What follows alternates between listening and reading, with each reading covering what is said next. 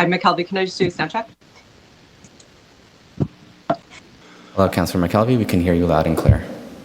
Great, thank you. Okay, Well, good morning, everybody. We can, Madam Clerk, we can start. We have quorum, and it's 9:32. Yes, you're ready to begin. Thank you. Great. I think we have to get going. I think Councillor Layton, you have a tee-off time at 11? No? Oh, sorry. I got my notes are mixed up here. Good morning. My name is Councillor James Pasternak. I'm the Chair of the Infrastructure and Environment Committee. The clerk has confirmed that we have quorum, and I'd like to now call meeting 14 to order. Welcome, everybody. This meeting is being held using the city's WebEx technology with members and staff connecting by video conference or calling in. Because you are meeting remotely, we ask for your patience with any delays and technical issues. And of course, members of the public can observe the meeting on YouTube. The clerk staff have connected all registered speakers in the meeting by audio. A list of speakers can be viewed online by visiting the Infrastructure and Environment Committee page at toronto.ca/council and clicking the speakers box for today's meeting. I'd like to request that staff keep their video turned off unless they need to speak or answer questions. This will make it easier for me as chair and for those watching on YouTube to observe members as they participate in the debate on each item and during votes. If there are any visiting members of council attending the meeting today, I would like to encourage you to turn on your video so that I know you're present and give you an opportunity to ask questions to staff or speak. This will also assist the clerk staff in recording member attendance for minutes of the meeting. I also ask that members of staff keep their microphones on mute unless you need to answer a question or to speak. If any members do wish to speak on an item, please make sure your video is on, raise your hand, or unmute your mic and indicate your intention to speak, and I will create a speaker's list. When voting, I ask that members make sure your video is turned on, raise your hands to indicate your vote. Members, I want to remind you that members are participating remotely. You must still submit your motions in writing to the clerk. The clerk staff are available by email at iec@toronto.ca to help you with the motions. Although we are in different locations and meeting remotely today, the committee would like to acknowledge that the land we're meeting on is the traditional territory of many nations, including the Mississauga, the Credit, the Anishinaabe, the Chippewa, the Haudenosaunee, the Wendat peoples. It is now home to many diverse First Nations, Inuit, and Métis people. We also acknowledge that Toronto is covered by Treaty 13 with the Mississauga, the Credit. Are there any declarations of interest under the Municipal Conflict of Interest Act? If you have an interest, please raise your hand. No? Okay. So we need a motion to confirm the minutes from our last meeting on June the 10th, 2020. I'll move it. Deputy Mayor Minnan-Wong is moving it. All those in favor? Opposed? That is carried. Okay, so why don't we run through the agenda, and then I believe we have two items, new items that will be added at the end. Item IE 14.1, amendment to purchase order to GHD Limited for the provision of professional services for the Humber treatment plant rehabilitation and upgrades. Move it. I'll move it. Moved by Deputy Mayor Minnan-Wong. All those in favor? Opposed? That is carried. IE 14.2, amendment to purchase order to Cole Engineering for construction services related to Ellesmere Pumping Station power generators upgrade. So moved. Moved by Deputy Mayor Minnan-Wong. All those in favor? Opposed? That is carried. Item 3, amendment to purchase order for engineering design service at the Island Water Treatment Plant. So moved. Moved by Deputy Mayor Minnan-Wong. All those in favor? Opposed? I don't see anyone opposed. That is carried. Item 4, award of contract for the reconstruction of King Street West, Queen Street West, the Queensway, and Roncesvalles Avenue intersection. Moved by Deputy Mayor Amanda Wong. All those in favor? Opposed? That is carried. Item 5, authority to negotiate and enter into an agreement for the construction of waterworks along Lower Jarvis Street and with Aecon Construction and Materials Limited. So moved. I'll move the staff recommendation. Okay, moved by Councillor Layton. All those in favor? Opposed? That is carried. Item 6, amendment to contract, organics processing contract. Item 14.6. I'll move it. Moved by Deputy Mayor Amanda Wong. All those in favor? Opposed? That is carried. Item number 6. I believe we have deputants, Second. Madam Clerk. So we'll hold that item? Item number 7, we have deputants. Yes, okay. Item number 8, ensuring value for money for tree maintenance services. I'll hold that if no one else does. Okay. All right, that's 14.8. 14.9, options analysis for replacement of residential private land, private side lead water services pipes. Move the staff recommendation. I'll hold that. Hold by Councillor Layton. 14.10, we have speakers, so we'll hold that item. E-scooters. And 14.11, we also have speakers. We have, I think, a harmonization of motions, one that went to council and is back here, and an item by Councillor Layton. E14.12, updates on improvements to the bike lanes on Dundas Street East. Hold it. Here, I'm holding it. Okay, held by Deputy Mayor.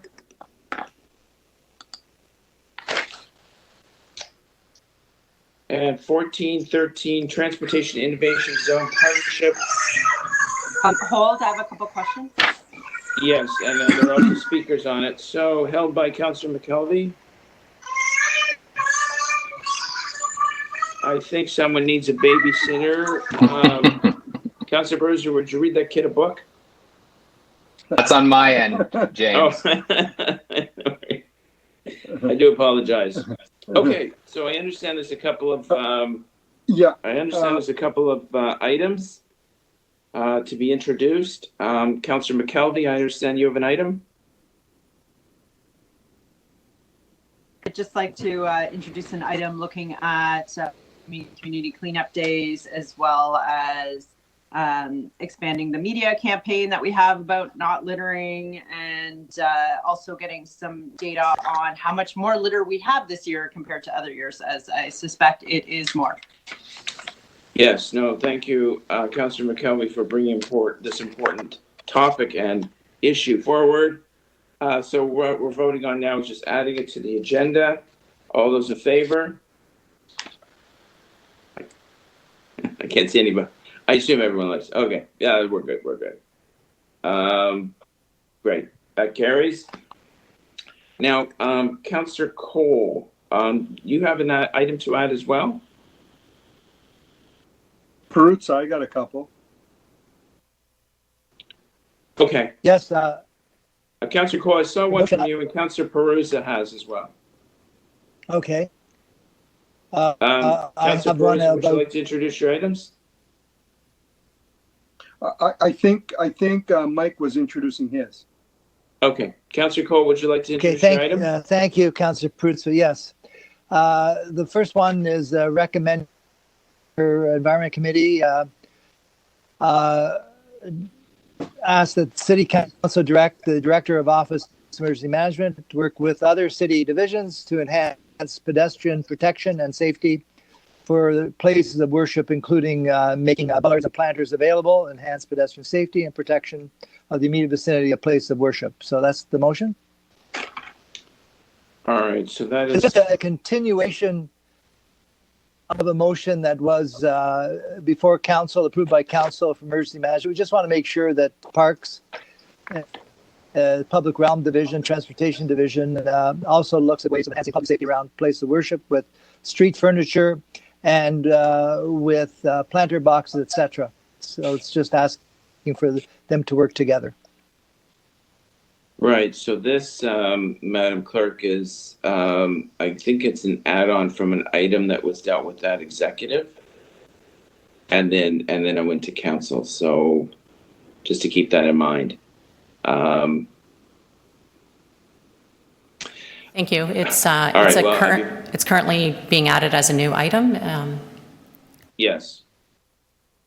So it's sort of an amendment to an item that's been flowing through executive up to council.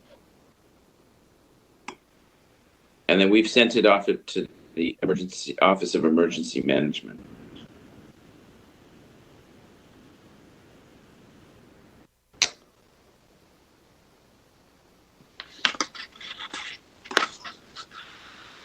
I'm prepared to put it on the floor for discussion. It's currently properly before this committee. You can add it to the agenda. Yeah. So all those in favor? Opposed? That is carried. Councillor Perusa. Yeah, Mr. Chairman, I got a couple of memos to add to the, I believe the clerk has them as well. One on, it seeks a report on, maintaining pedestrian walkways. And the other is basically, asking again for another report on, this whole, utility business, utility work that is carried on in all of our neighborhoods and how that's permitted and supervised and those kinds of things. Okay, so there's two separate items. Yeah, two separate report requests. Okay. All those in favor of adding the first one to the agenda? Opposed? That's No, carried. Mr. Chairman, I believe there's a third one, and I don't know if it's something that you're doing or I'm doing. There's a motion on. Hold on a sec. I'm just pulling it up. Is that on the Greenway? Yeah, exactly. Are you doing that? Right. So if you have it, I'd be prepared to put it on the agenda. I do. I believe the clerk has it as well. Mr. Chair. Okay. Mr. Chair, this is the clerk here. We are just receiving those items and trying to prepare them. I will let you know when they're ready to display and to be added to the agenda. If you could give us a little bit of time, please. Okay, so why don't we proceed with the items on the formal agenda, and then we could come back and add those other items. Chairman Pasternak, I Yes. also have an additional item for consideration that I think the clerk has, and I guess it's the same thing. We're going to have to wait to have the clerk look at it. And that's the request to include pandemic protection lenses for park developments. Yeah. Clearly, yeah. My sense would be it would go to the Office of Emergency Management because I think there's some lessons to be learned here. But let's bring it on, and we'll go under the guidance of the clerk on whether we send it off to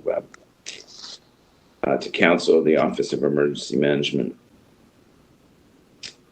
Mr. Chairman. Yeah. I just have a small point of order, a request. On E10, 1410 on the e-scooters. Yeah. Can there be a staff person available to talk about enforcement? I'm not sure who enforces this, but I will have questions on enforcement. And if that person's not available, like on that now, if you could ask staff to make that person available. Okay. Thank you. Is the deputy city manager present? Tracy Cook? Yes, sir, I'm here. Yeah. So we would need someone in, I would assume it's municipal licensing to enforce e-scooter regulations. I'll talk to the appropriate staff. It's going to be a blend depending on what the enforcement activity would be, whether it be MLS or the Toronto Police Service. So I'll talk to transportation staff. We'll see about getting you some folks here. Okay, that's great. Okay, no problem. All right, so my notes indicate that we're at citywide greenhouse gas reduction strategy. Item 14.7. And we have speakers. Madam Clerk, are these speakers on the line? We have Tej Gita as our first speaker on 14.7. The first speaker is unmuted. Thank you very much. Thank you, Mr. Gita. You have 5 minutes. Okay, thank you. So again, my name is Tej Gita. I work for a company, a consulting company called GHD, a firm of about 10,000 people working around the world in many areas and with many clients. GHD, as part of our business, are committed to an initiative that we call Future Energy. In the context, Future Energy refers to a commitment to supporting communities and navigating the transition towards a future of affordable, reliable, and low-carbon energy to achieve lasting global benefit. I myself am GHD's global leader for Future Energy. We have, in the COVID age, seen tremendous changes in the way we produce and consume energy. Energy demand is down across the world in all sectors, and that has largely refocused activities on utilizing renewable energy while furthering the trend of retiring fossil fuel assets. For example, Ontario retired its coal-fired power plant several years ago, leading to reduced greenhouse gas emissions and improved air quality via far fewer smog days. Across the world, we've seen energy decreases during COVID by up to 20%, which is extremely significant, even as oil prices have dropped to historical lows, stressing the traditional energy delivery mechanisms. We are seeing a rapid transition in the energy sector, one that we didn't foresee happening for at least 20 years. One of the most important aspects of low carbon energy is decarbonization of the electricity sector. We're all familiar with wind and solar assets, of which we have many in Ontario now. However, the largest portion of the energy we consume is not electricity, which only accounts for 20% of demand globally. The rest, the other 80%, is for heating and transportation, and that is the sector that has the furthest to go in terms of decarbonization. A solution is required in this space. We believe the city's program of generating renewable natural gas from its organic waste is a key element of the next generation of decarbonization in the energy sector, especially as it relates to what we call that 80% problem in the non-electricity sector. The city is using established technology to avoid flaring off an asset that has considerable greenhouse gas emission reduction opportunity while creating a resource that displaces fossil fuel-derived natural gas. These are the types of solutions that will accelerate decarbonization. And to my knowledge, the city has the largest and most advanced anaerobic digestion and renewable natural gas program in North America. The further element of utilizing the renewable product to offset city natural gas demand is a model that we have not seen executed with this clarity and is one that provides a market for the renewable product in a very sensible way. We believe this template and this model will be replicated by many other municipalities and the private sector, many of whom are GHD clients, as a push for decarbonization increases. And note that that push continues aggressively now more than ever as governments around the world consider a building back better approach to energy systems, investing stimulus money in renewable energy infrastructure as a priority. We are very encouraged at GHD by what the city is doing here in showing a leadership position in utilizing technology that makes sense and in achieving greenhouse gas emission reductions using a resource, namely its organic waste, that is generated day after day by the city residents. This is a model that we believe will be replicated across North America as the pull and the push towards decarbonization continues. Thank you very much for your time. Thank you very much. Members of the committee, any questions for the deputant? No? Okay, thank you, Mr. Gita. Robert Desowitz? Good morning. Good morning, councillors. Good morning. Thank you very much for coming. You have 5 minutes. Thank you. So thank you for the opportunity to speak with you today on item 14.7. My name is Rob Desowitz. I'm a business development manager at Enbridge Gas, specializing in low carbon solutions with focus on renewable natural gas. I've had the privilege of appearing in front of this committee 3 times previously, but I have to admit this one is probably the most weird and nerve-wracking, so please bear with me. So the first time I was here, it was in support of the city's decision to switch from diesel to compressed natural gas for the refuse fleet. A move that reduces truck emissions by about 20% and lowered your fuel cost. Enbridge has since constructed and operates 3 CNG fueling facilities for Toronto, servicing over 150 refuse vehicles running on that clean fuel. The second time we met, and when our organizations collaborated, was at the Dufferin Organics processing facility, where our combined teams, along with private sector partners, such as GHD that just spoke, designed, constructed, and will operate the Dufferin RNG facility, producing over 3 million cubic meters of RNG annually. The third time we met was in support of the committee's recognition of RNG as an effective tool in fighting climate change. In essence, by converting flared biogas to renewable natural gas, the city designed an in-house solution as a response to the climate emergency declaration made by Council a little bit earlier in time. This morning, I'm here to congratulate you for faithfully executing on a strategy that started way, way back when you first endorsed the Green Bin Organics program, something that makes this possible. That vision leads you to the decision in front of you today, where you have an opportunity to recommend that the city will self-consume renewable natural gas by socializing the costs across all city properties. And because you are doing so by displacing inexpensive natural gas, the impact is literally pennies on the dollar, 2 to 3 cents to be more precise. And just out of interest, this is roughly equivalent to the price of off-peak electricity in Ontario at about 13 cents a kilowatt hour. As Dr. Tej Gita just articulated, we too believe your endorsement today will pave the way for other municipalities to emulate an effective and affordable strategy for fighting climate change. As Enbridge and your gas utility, we remain a committed partner in your journey, prepared to support the city with our expertise and much-needed capital. Our sights are now set on Disco Organics plant, which will more than double the city's access to renewable natural gas. Thank you for your time this morning, and I'm pleased to address any questions. Great. Thank you, Mr. Desowitz. Are there any questions for the deputant? No? Okay.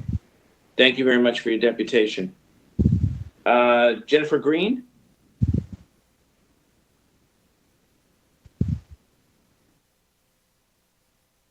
Do we have Jennifer Green on the line? Just give us a minute, please, Mr. Chair. We're just unmuting her mic.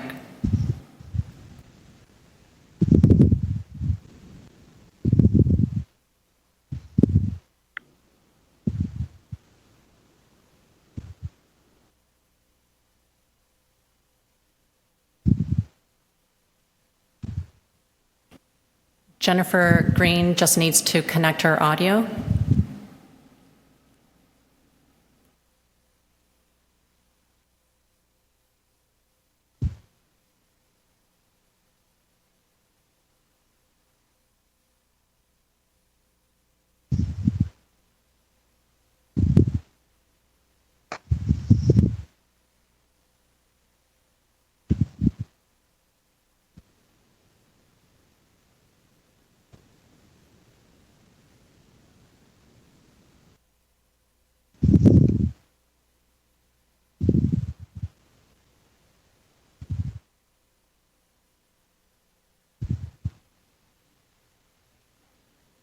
Hi, Jennifer Green. It looks like you've connected your audio. Do you want to test that by saying a few words?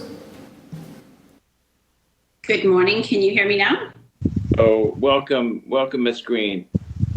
Thank you very much for deputing. You have 5 minutes. Thank you so much. And good morning, Mr. Chair, councillors, and members of the Infrastructure and Environment Committee. My name is Jennifer Green, and I am the Executive Director of the Canadian Biogas Association. The CBA is the collective voice of the biogas and renewable natural gas industry in Canada, with a focus on building the biogas sector across the country.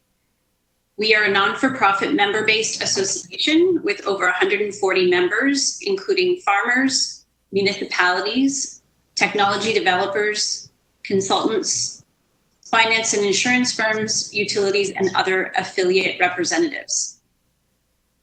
In my 10 years involved in this industry, I've watched the biogas and renewable natural gas sector in Canada grow immensely. It has developed from a few operations in Ontario to a proven technology deployed across the country and the province in helping to address some of the most pressing issues, from climate change to soil degradation to waste management and renewable energy and fuels. In the last decade, the focus in Ontario has been mainly using biogas to generate electricity and heat, and there is significant opportunity to generate renewable natural gas.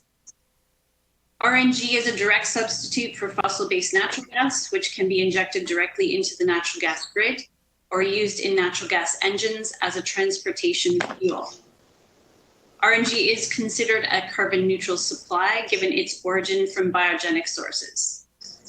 The City of Toronto has a significant opportunity to shape a circular economy by implementing this project. Adopting a closed-loop approach allows for local organics management and energy production, with the option of having the collection trucks fueled by the very same waste that they collect. In 2018 and 19, the Canadian Biogas Association convened a biogas think tank with industry stakeholders to discuss challenges and opportunities for RNG project implementation. These participants identified that RNG pipeline injection, using RNG for transportation, and green procurement policies are key elements to successful project development, which mirrors what has been proposed in the report table today. The City of Toronto report demonstrates leadership in advancing the circular economy and climate action. Today, RNG is a proven technology with 11 facilities installed and operating across Canada. This project in the City of Toronto will be leading the way as an early adopter municipality in Ontario. And there are other municipalities generating renewable natural gas for grid injection and vehicle fuel use, including the City of Surrey in British Columbia and the City of St. Hyacinthe in Quebec. In 2008, the City of Surrey in BC began operating a RNG facility capable of converting municipal organic waste into local clean energy. And that RNG is used to fuel the city's fleet of natural gas vehicles and is injected into the natural gas grid. The City of St. Hyacinthe enables the municipality to cut its energy costs, reduce greenhouse gas emissions, and produce clean energy for local consumption. These projects are examples of existing projects that are developed and in operation today in Canada, and Toronto would join this group of leading municipalities in RNG. The CBA supports this report today and approach to reduce citywide reductions through blending RNG with natural gas. There is significant potential for emission reductions from RNG in Canada, and the CBA has additional resources for municipalities if the Infrastructure and Environment Committee would like to learn more about the industry and the benefits of RNG. Thank you so much for the time to speak with you today. Great, thank you very much, Ms. Green. Are there any questions for the deputant? No? Okay, thank you very much, Ms. Green. Into committee, assuming there's no visiting councillors, are there questions for staff?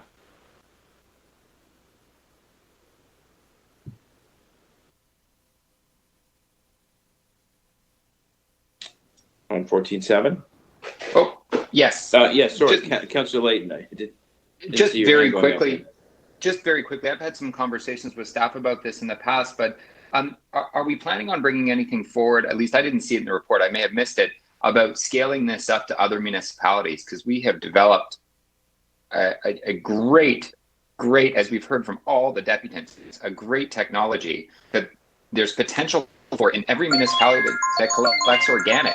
Some of these smaller municipalities might not have the expertise to implement it right away, but we do, and we've created it in-house. Is there an appetite among staff to spin off something like an N-Wave style, I don't know, a biogas utility that working with other municipalities? Have we looked at that?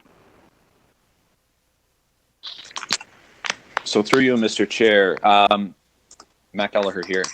We're looking at that, to be quite honest. One of the things we want to do first is make sure that the Dufferin facility for ourselves is a success, and then we can really move that forward. But it's definitely something that's been on the radar and is near and dear to a number of our senior staff's hearts in trying to help out other municipalities with the skill set that we have in Toronto and share some of the knowledge that we have and possibly generate some revenue for that.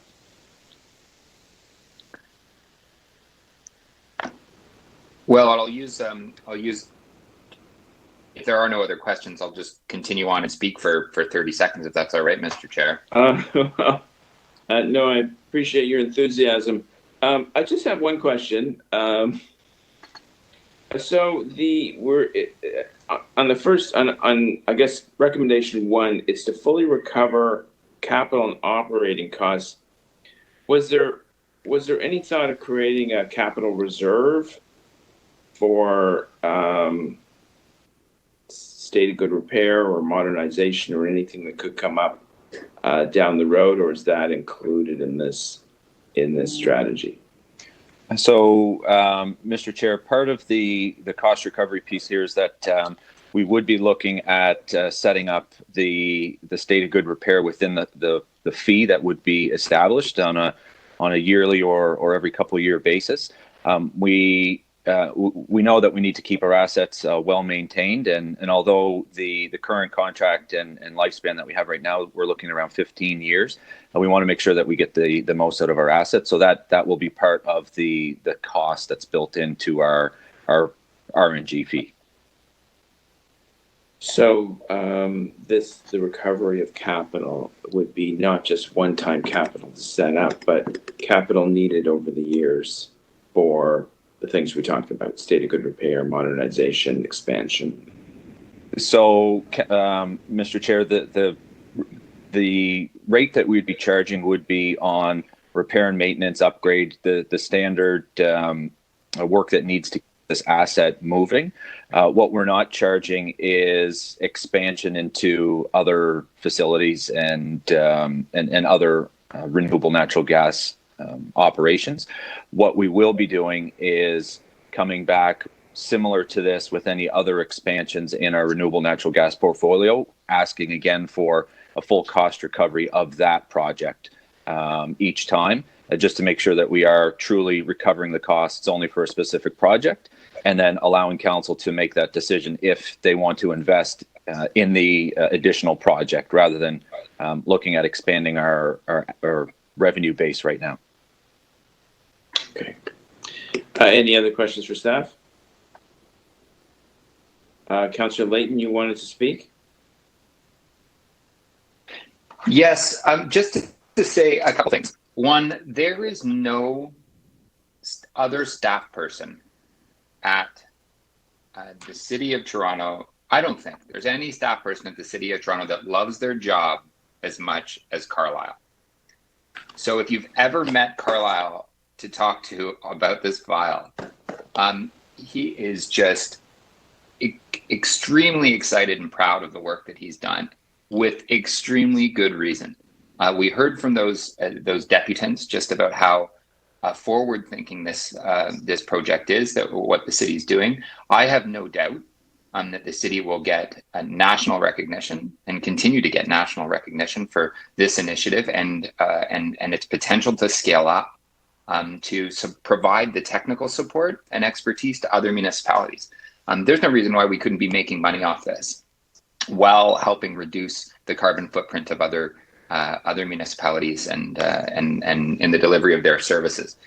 So I would like to commend Solid Waste Management for their work on this, in particular, Acting Deputy General Manager Carla Aecon for his enthusiasm and work on this file. Well done, and thank you very much for showing our Toronto leadership on the file.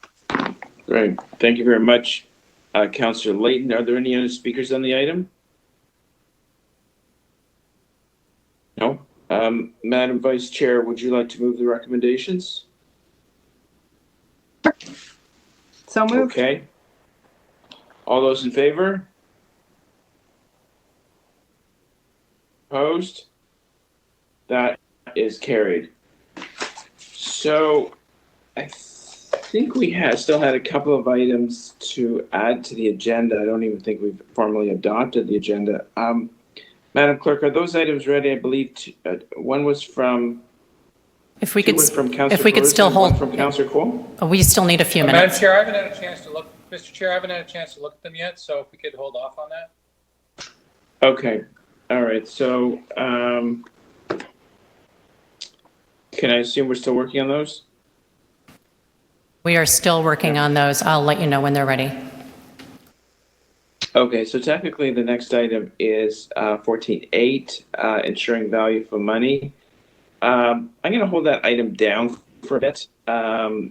May just send it up to council without recommendation. So if we could skip ahead to 14.9, options analysis for replacement residential private side lead water service pipes. That was held by Councillor Layton. And I don't have any deputants on the item. Councillor Layton, questions for staff? Yeah, I'll ask some questions for staff. So essentially, are you recommended we don't pursue the loan program that was proposed just I think it was 2 years ago? Is that the recommendation? Essentially. So through the chair, Councillor Layton, it's Andrew Flynn. We've recognized that the loan program was not approved by council 2 years ago. There are a couple of other instances where loans are available, namely Brantford and Hamilton, with modest take up. So at this point in time, we're not making a recommendation in that context. Has any thought been put to figuring out a way? So let me put forward this scenario for you, and we can try to find a solution.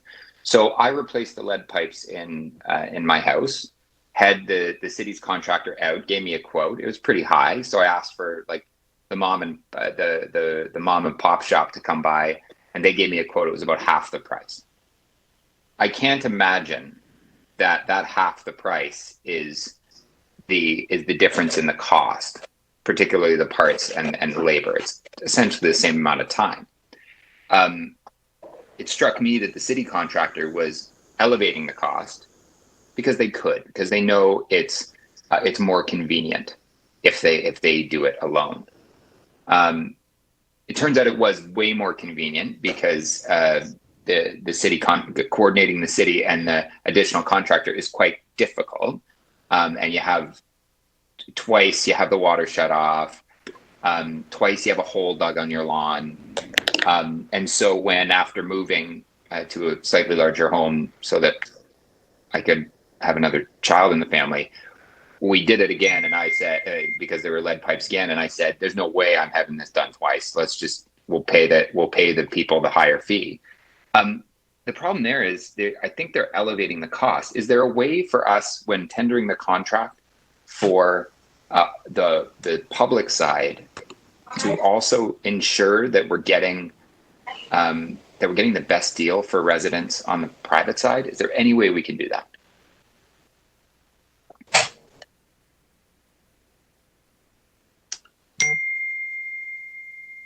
So hello, to the chair, it's this Lou Geronimo here. Maybe I should jump in on this one. How you doing, sir? I'm all right. We've looked at this many times over the years. And from a legal perspective, there's nothing that we could do to compel essentially a third-party transaction. What is occurring between the homeowner and whichever contractor that homeowner so chooses to utilize to do their private side replacement, the city cannot interfere in that arrangement. So there's no way for us to interject into that third-party agreement. So that has been the challenge on how does the city get involved on private side without assuming a significant number of liabilities of going on the private property. So that's why we've always stayed removed. We have encouraged the city's contractors whenever we put our contracts out for any replacement. Lead is only one of the substandard services that we replace. We always include in there that they would use commercial best efforts to provide that price. But legally, there's nothing for us to compel them to do anything differently. So it's a fair marketplace.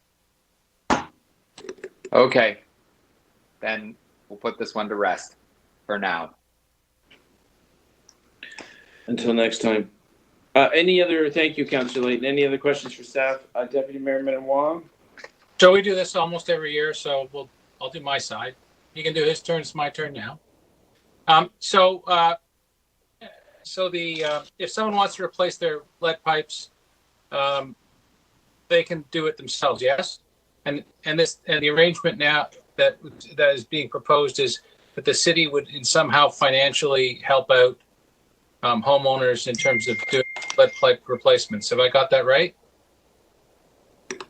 So I'll deal with the contract, and then maybe Andrew can I'm not jump in talking about the contract, Lou. I'm not talking about like having a different contractor, but the arrangement is this report is the city should somehow provide some financial assistance to the homeowner to replace their pipes. Is that right, Lou? Yes, and then maybe Andrew should speak to that. Yeah, this is just looking at financing options, not how you get the work done or the contract. This is just strictly how to assist that private side replacement. So Andrew, maybe you want to go through those options again.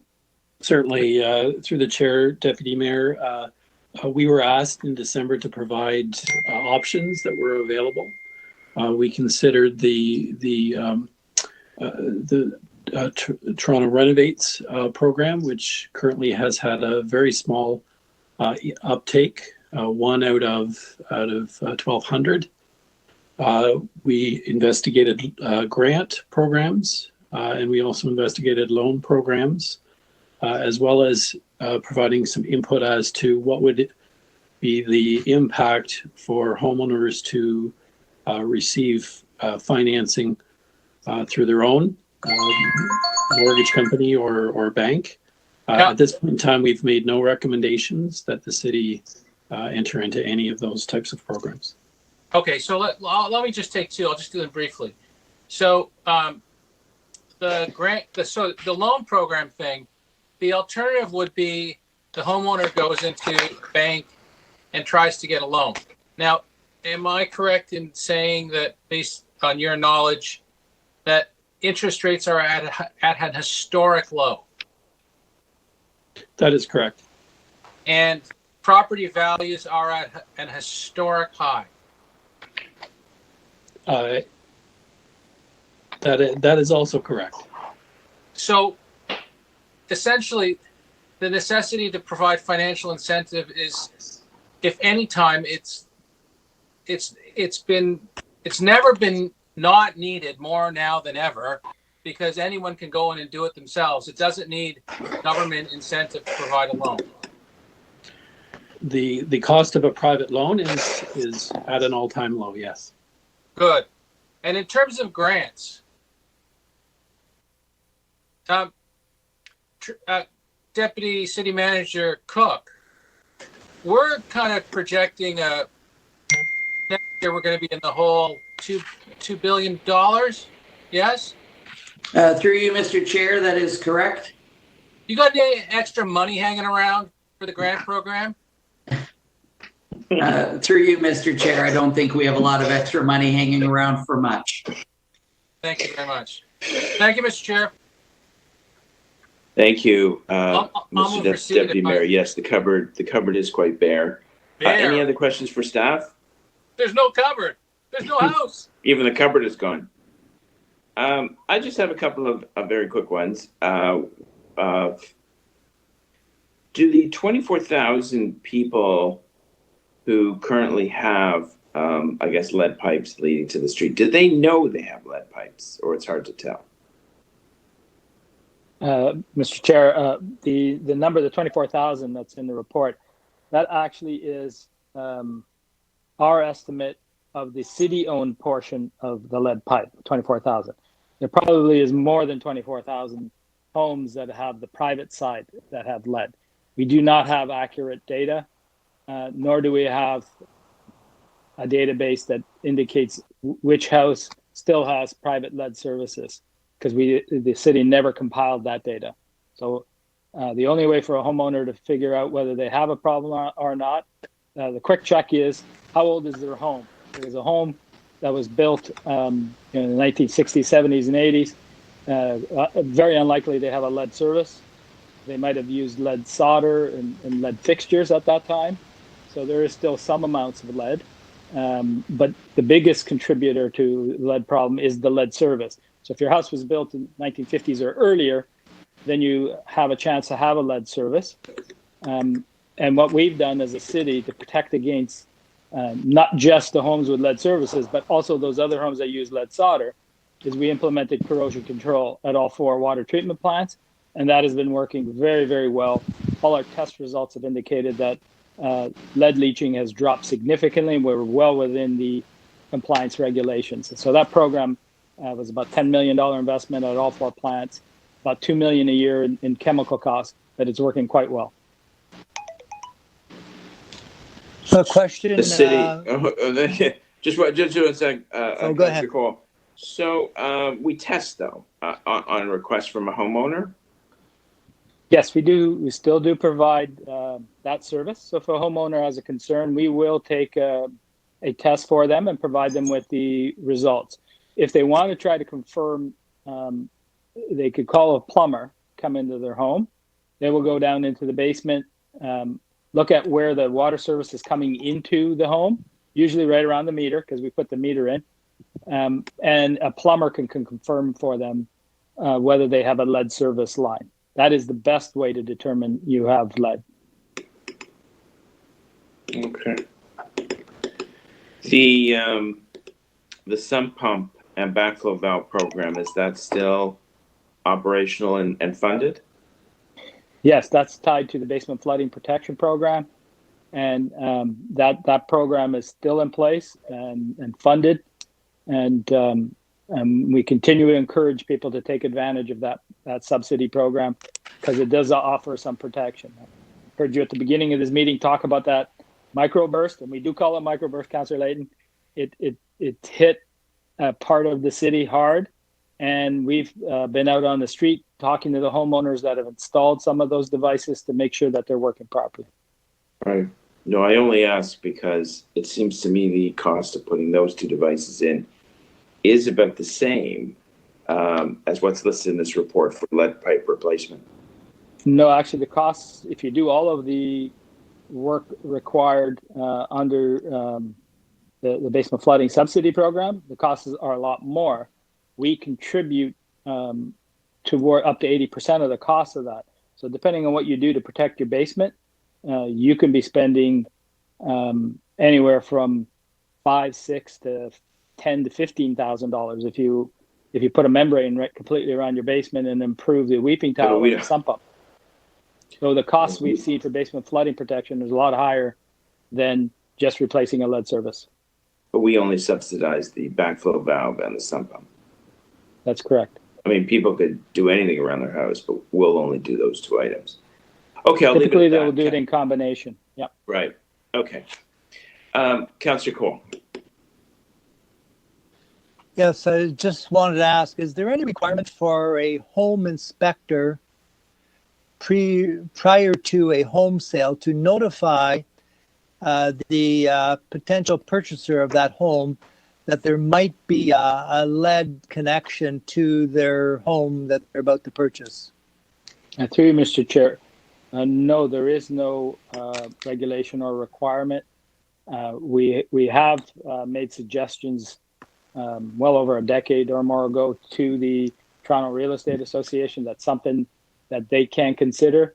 You do see that with some agents that will ask that question as they're preparing the transaction or they're helping their clients during the purchase. So I'm starting to see evidence of people asking those questions, but there is no specific regulatory requirement to do that. Is there any way we might be able to put potential homeowners on notice by using our internal communication vehicles, like our recycling calendars, about this notice to potential home buyers that they consider the potential that their home, if bought after a certain year, might have this lead connection? Is there any way we might be able to do that? So we do have in place an annual communication program to advise homeowners about lead in general. I could take that away and look at it with respect to adding an element to that communication program for next year about advising people what to ask for if they're in the market looking for a home. If I'm understanding your specific question, it's when people are looking to buy a home, are they asking that question? Our program was more of a public awareness campaign to make sure people who are in a home to look at replacing that service. But we could look at adding that nuance that you're talking about if you're in the market. We'll gladly take that away and look at that. Yeah, I think that's great. That if they take under advisement. Thank you. We'll do that. Okay, thank you, Councillor Cole. Any other questions for staff? Speakers? No? Okay. Vice Chair McKelvey, would you like to move the staff recommendations, which is receipt? So moved. Okay, all those in favor? Opposed? That is carried. Madam Clerk, those items that councillors are anxious to put on the agenda, are we almost there yet? Not just yet. Okay. All right, well, if that's the case, then we go to item 10, and I'm just pulling up a speakers list, which is fairly extensive.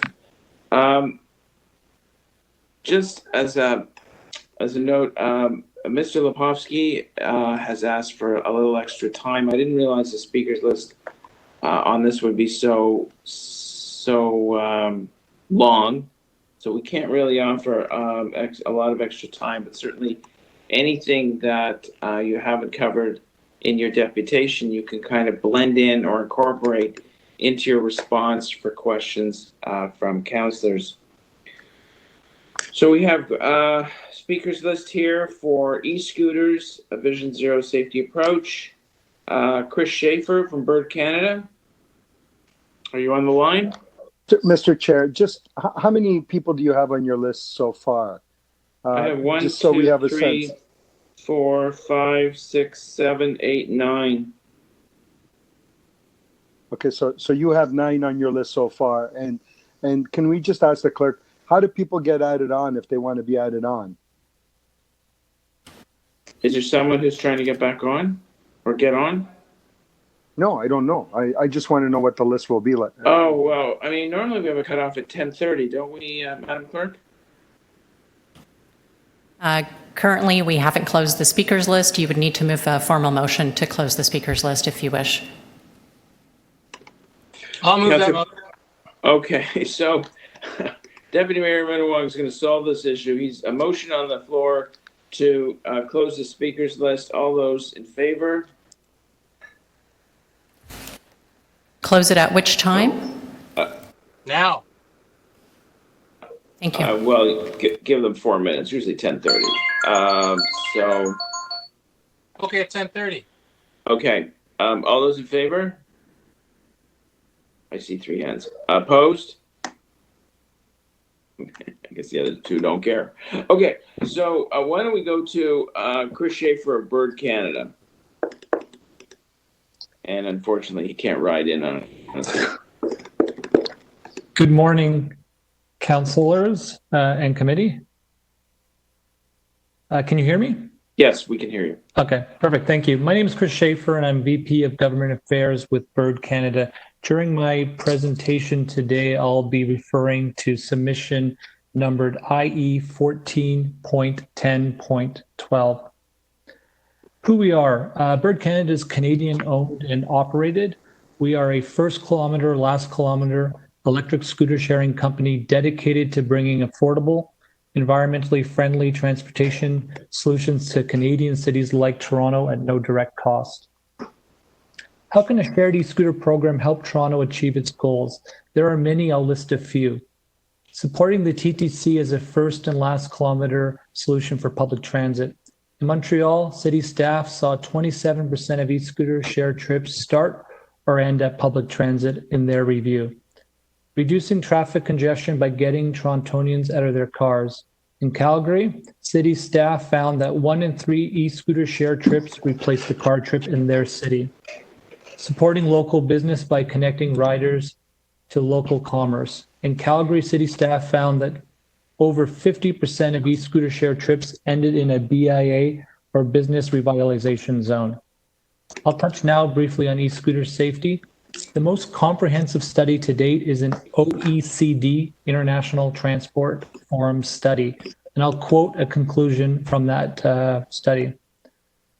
A road fatality is not significantly more likely when using a shared standing e-scooter rather than a bicycle. The risk of an emergency department visit for an e-scooter rider is similar to that for cyclists. Data from the Montreal and Calgary e-scooter pilots corroborate that finding. City staff are using a Vision Zero lens in the staff report on e-scooter share before you today. Bird Canada supports that.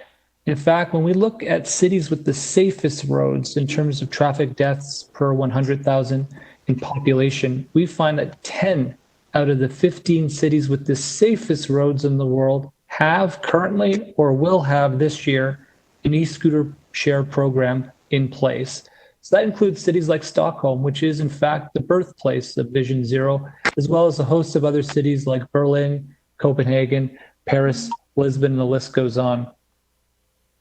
I'll touch on e-scooter parking compliance. The most recent study, March 2020 study, the most comprehensive one to date, looking at 5 US cities, found that less than 1% of vehicles and e-scooters were improperly parked as per local rules. On the other hand, almost 25% of motor vehicles in these cities were improperly parked.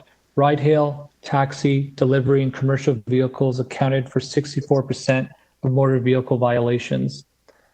We at Bird Canada think COVID-19, as unfortunate an event as it is for everyone, presents an opportunity to reshape the way Toronto moves. In fact, folks well known in the city like Jennifer Keesmaat and Richard Florida have said as much. Quoting from Richard Florida in the Globe and Mail, bike lanes should be expanded and bike and scooter share programs should be too. Support exists for a regulated e-scooter share pilot in Toronto. 70% of Torontonians support a coordinated approach to shared e-scooter services with regulatory oversight by Bike Share Toronto. Cycle Toronto has submitted a letter again in support of a kick-style e-scooter pilot on Toronto roads and multi-use trails. Canadian National Institute of the Blind has proposed sensible regulations in their letter to the Accessibility Advisory Committee. Bird Canada supports those recommendations. The downtown BIAs support a May 2021 e-scooter introduction of the pilot here in this city. So in summary, where are we with e-scooter share in Toronto? We recall at this committee in April 2019, there was a motion passed, subsequently at council, to develop a regulatory framework for e-scooter share.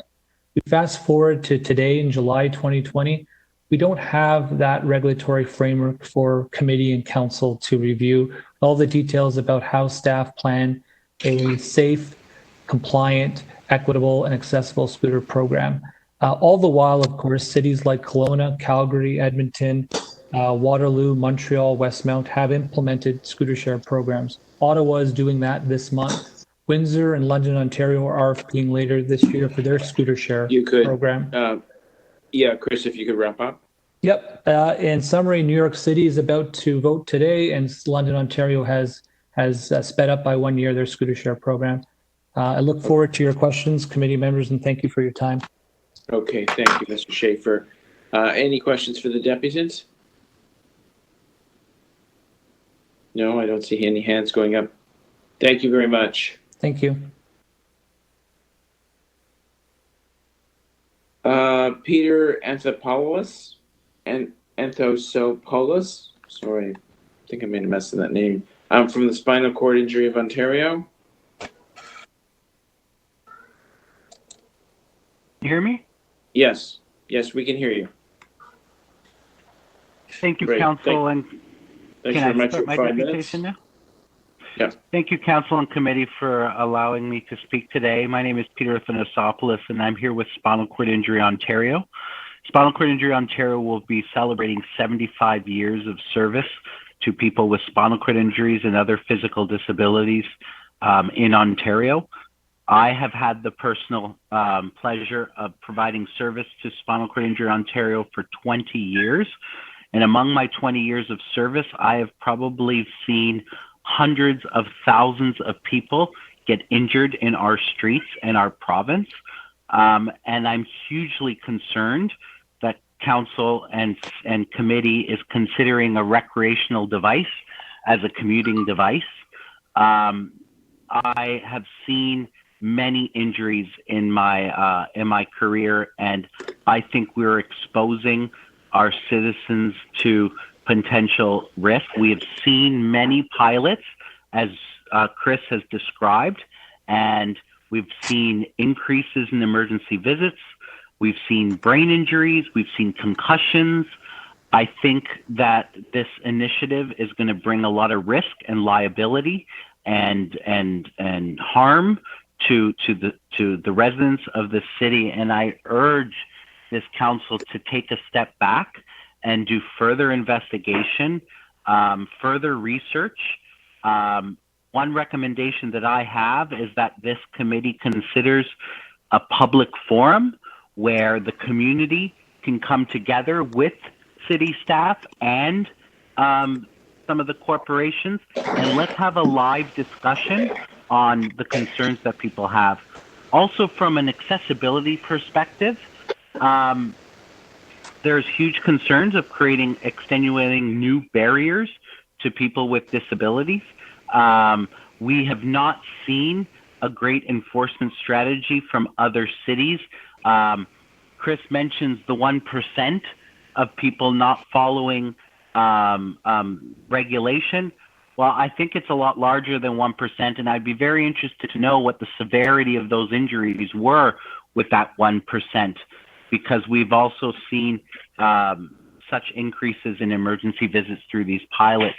At a time of COVID-19, where we're at risk of our hospitals being inflated with the pandemic, is this really the right time to exacerbate that with a low priority of a recreational device becoming a commuting device and putting further risk to our residents at this current time?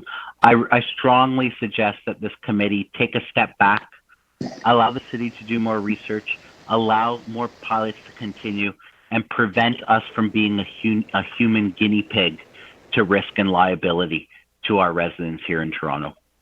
Thank you very much for your time. Okay, thank you very much for your deputation.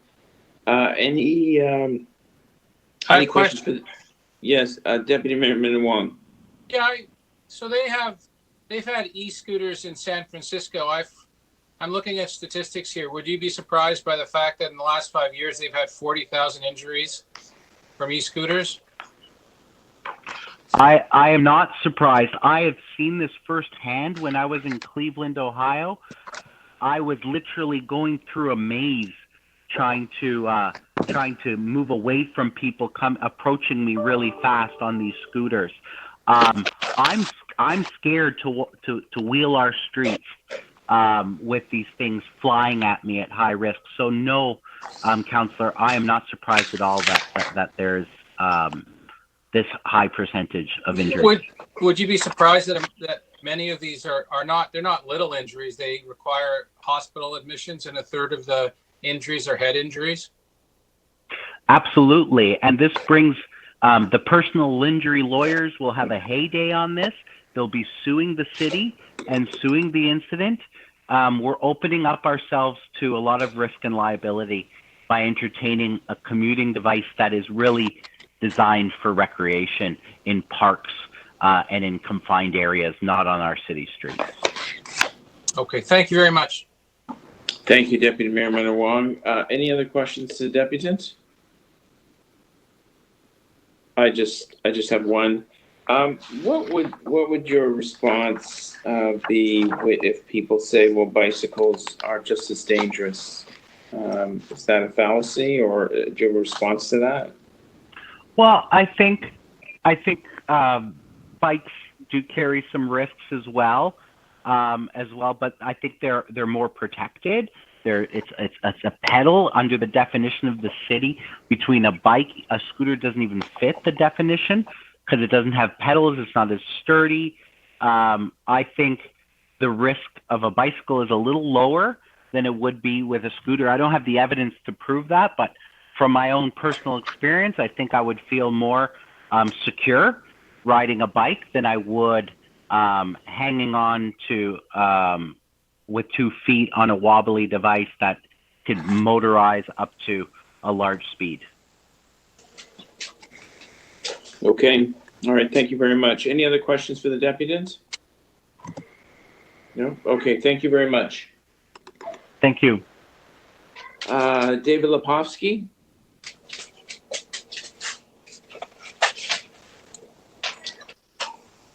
David, are you on the line? David has not joined us. Maybe we could move along the list and call him again later. Okay, sure. Shoaib Ahmad. Shoaib Ahmad. We've just granted them access to their audio, so they just need to connect and they'll be able to speak. Okay.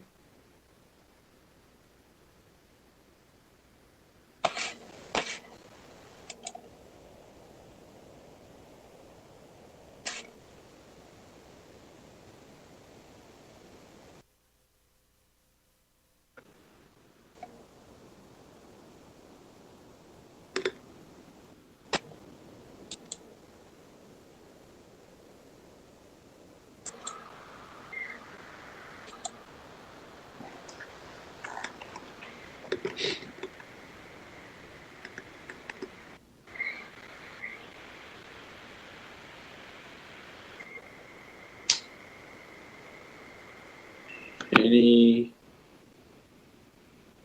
word there? Shoaib? Sorry, Councillor, we're just working on it. Okay.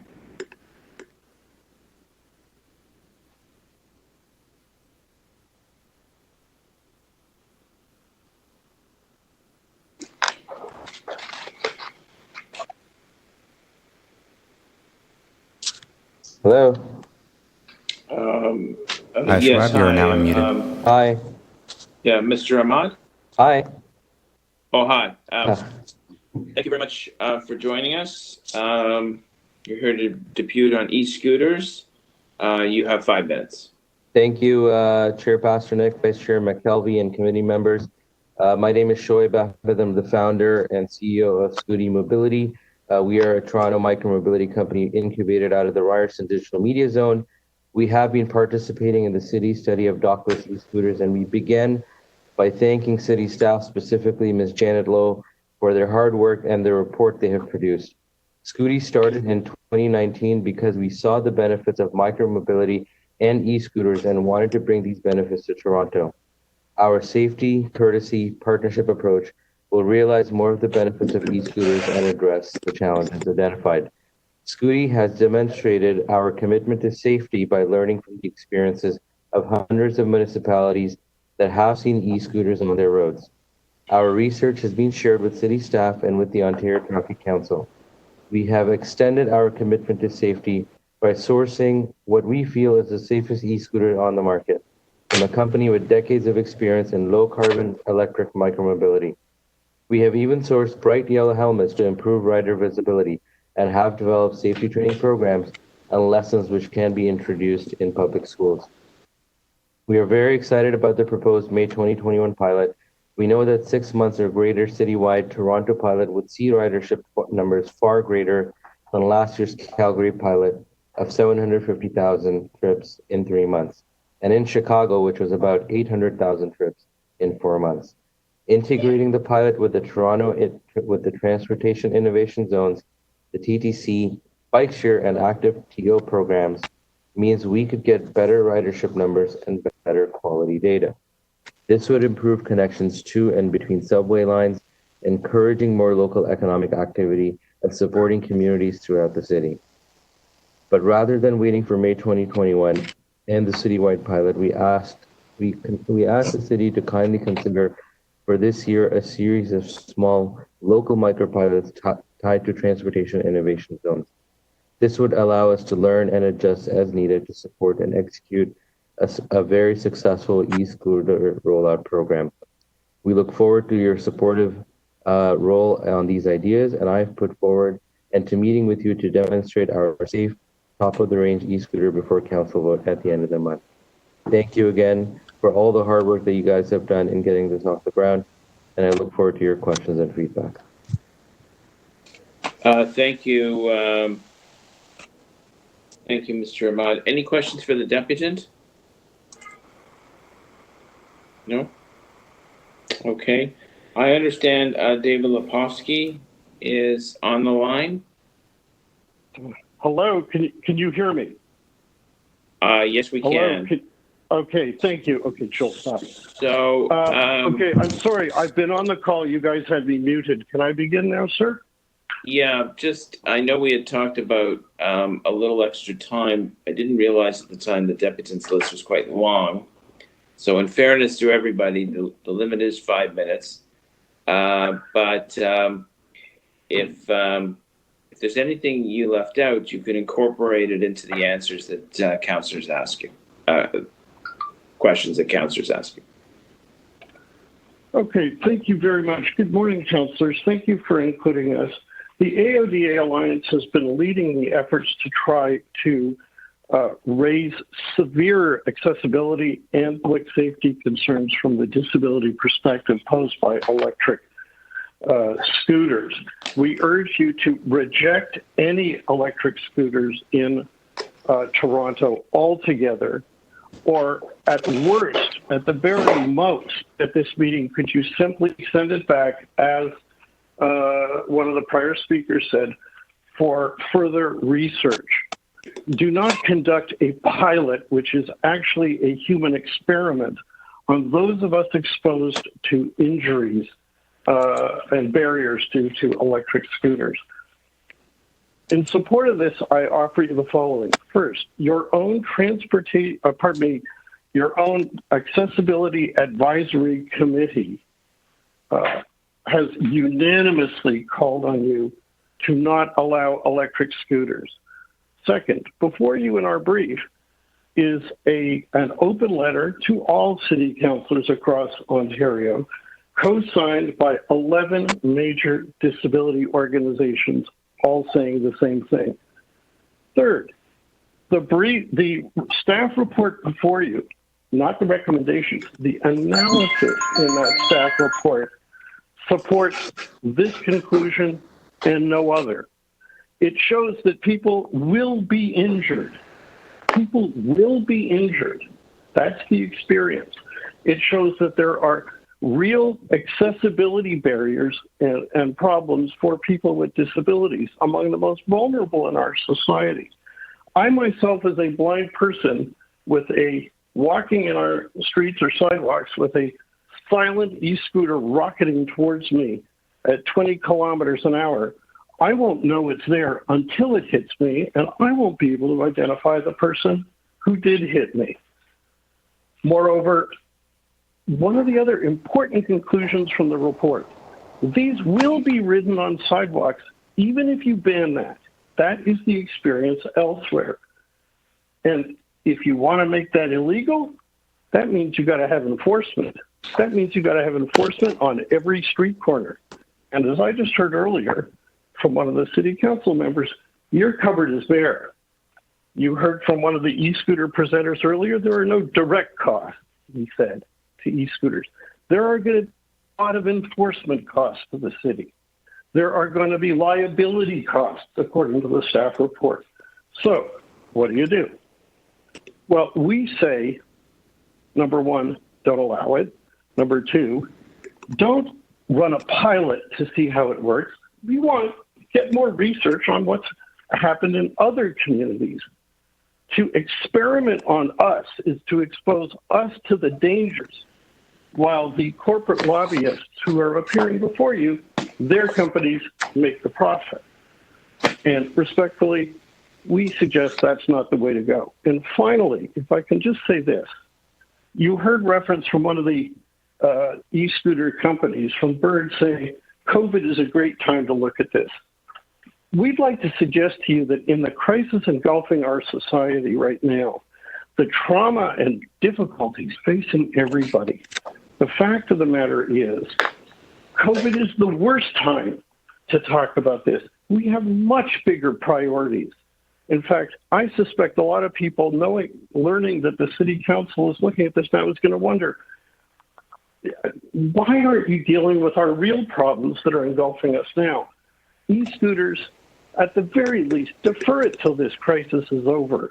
And don't saddle us with the costs and the personal injuries that your decision, if you allow it, is going to inflict. I welcome your questions, and I particularly invite Councillor Cole if you'd offer a question, because Councillor, you're my own elected representative, and your office has refused to set up a call for you and me to discuss this. Okay. You've known me for, so Okay. I'd welcome a chance to talk to you now. Let's take those disputes offline, but certainly we can open the floor to some questions for you now. Questions for the deputies?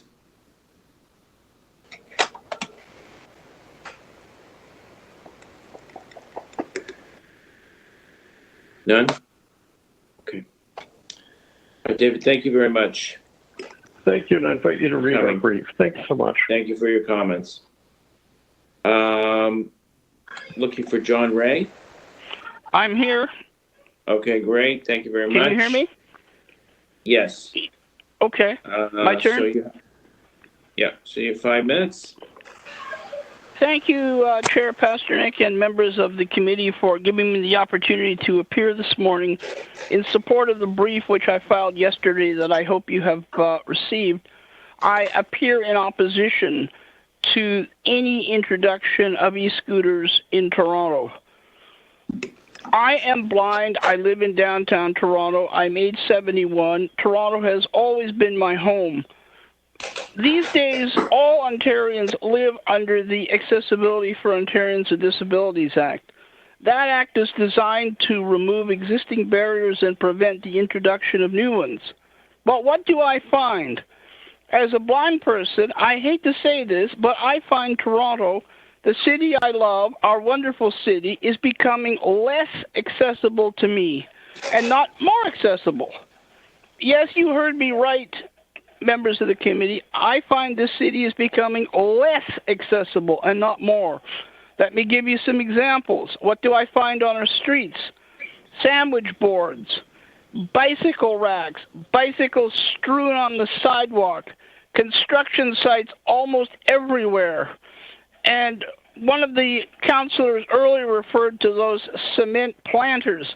It's been a while since I've been on St. George Street, but I'm afraid to say that my shins still remember the last time I was there. They are a menace to people like me. But it's worse than that. We now have to deal with the silent killer. That's the quiet car. And now we may have to deal with yet another piece of silent menace on our streets. This is an issue that should be of concern to all pedestrians, but is particularly so to people like me. Our city has become difficult enough for me to navigate safely, and this will only make it more and more difficult. The notion that they can be safe, to me, is ridiculous.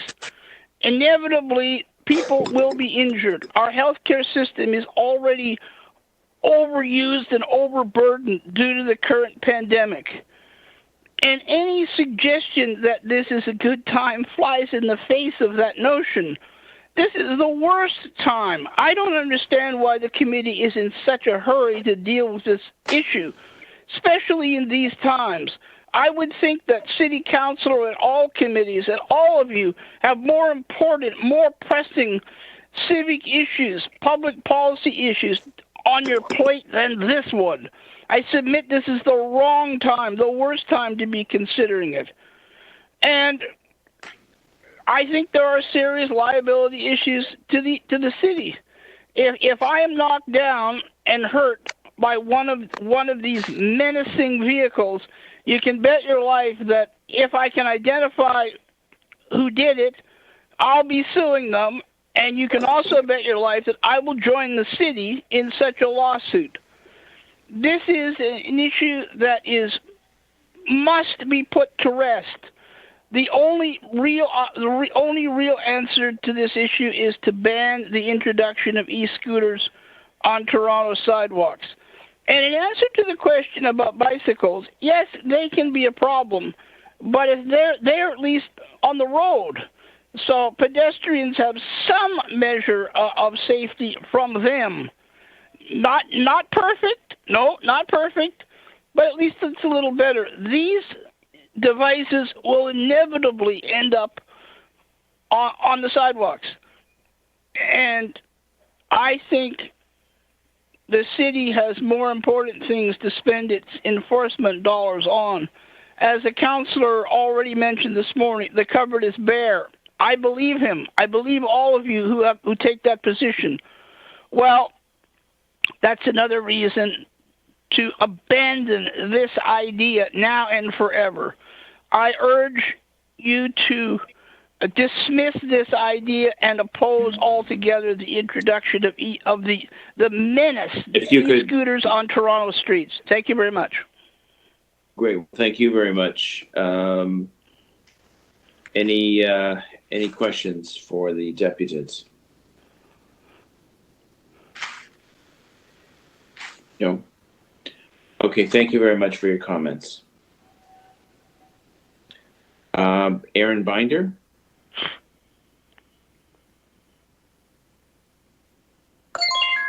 Hello, Councillor Aaron Binder is on. I've just granted him audio access, so he'll just need to connect his audio. Thank you.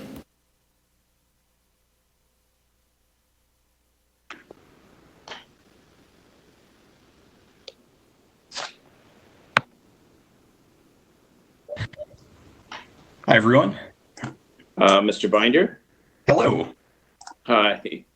Councillor Patrick here. Welcome to our lovely committee. You have 5 minutes. Well, thanks for having me. As mentioned, my name is Aaron Binder. I'm the Chief Experience Officer at Go Tours Canada and Segway of Ontario. I'm not a corporate lobbyist. I'm just a small business guy. But I do want to thank you all for the opportunity to speak about the future of one part of public transportation today. Segway of Ontario, we've actually been in the micro-mobility industry since 2004. Our tour branch, if you've seen Segway tours at Ontario Place or the Distillery District, that's us. We've been doing that since 2005. We also supply a lot of mobility solutions to municipalities, greenhouses, police departments, individuals as well. And since 2004, we've successfully trained over 100,000 people to ride Segways, electric scooters, and other similar personal mobility devices. And in that time, I really want to stress this. Safety has always been and will continue to be our primary concern. And that's why we're in favor of a scooter share program that is able to emphasize training as well as helmet use. As a retailer of Segway electric scooters, we've seen demand for these devices skyrocket since the pandemic began. Individuals are looking for ways to travel, and practice social distancing while doing so. And what we've seen from our customer base in the last few months is that they represent a very diverse group of ages, economic backgrounds, professions, etc. My partner trained someone that was 16 the other day, and in the same day, somebody that was 75 bought one of these scooters. So you see this huge diversity of people that want micromobility. I would like to propose two ideas to you today. And the first one is that at a minimum, a city should allow anyone that personally owns an e-scooter or similar device to use it in accordance with the province's pilot program under city bylaw. Device owners tend to ride safe and wear helmets. And we need to make sure that any bylaws implemented to keep in mind the increasing number of personal electric vehicle owners. The second idea that I want to put forward is that our company, as a stance, we do remain firmly in support of a slow and measured rollout for a scooter share program. And we also support administering it in a similar way to bike share to maintain accountability and a higher degree of public safety. I agree that there are safety concerns, and that's why I'm personally supportive of a slow rollout to make sure we get this right. But the stark reality, everyone, is that micromobility is not going anywhere, especially during and after the pandemic. People are going to continue to seek out these types of transportation methods. So the scooter share program will certainly help increase mobility for people that have accessibility needs, whether it's physical or economic. And I really hope that you all make the decision to assist Torontonians to get where they need to go in a safe, affordable, and pretty fun way. So that's it. Thanks for your time.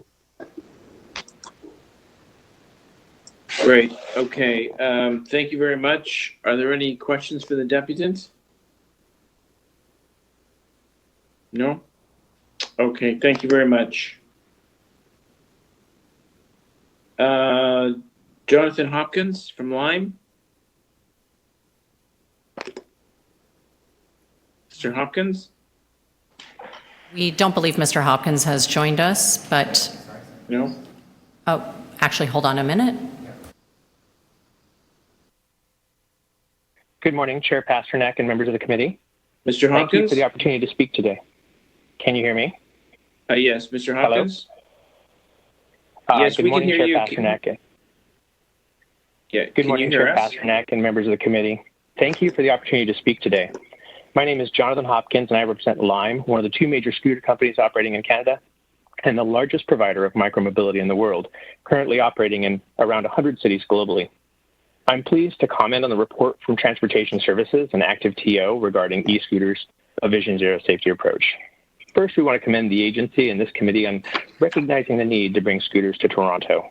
Most cities of Toronto's stature in Europe, North America, and Australia have scooters operating already or are expected to launch them later this year. This includes Chicago commencing a pilot this summer, and New York City, where City Council recently approved the launch of scooters with a 39-8 vote. In Paris, where Mayor Anne Hidalgo is seeking to eliminate the need for cars in the central city, bike share is reaching record ridership levels alongside high scooter usage, and Paris hosts the largest fleet of scooters in the world. Here in Canada, Ottawa will be launching scooters as soon as next week. In England, 50 cities are moving forward with scooters after a decision mid-May to expedite a scooter pilot by 1 year in order to cope with an 85% reduction in transit capacity due to COVID.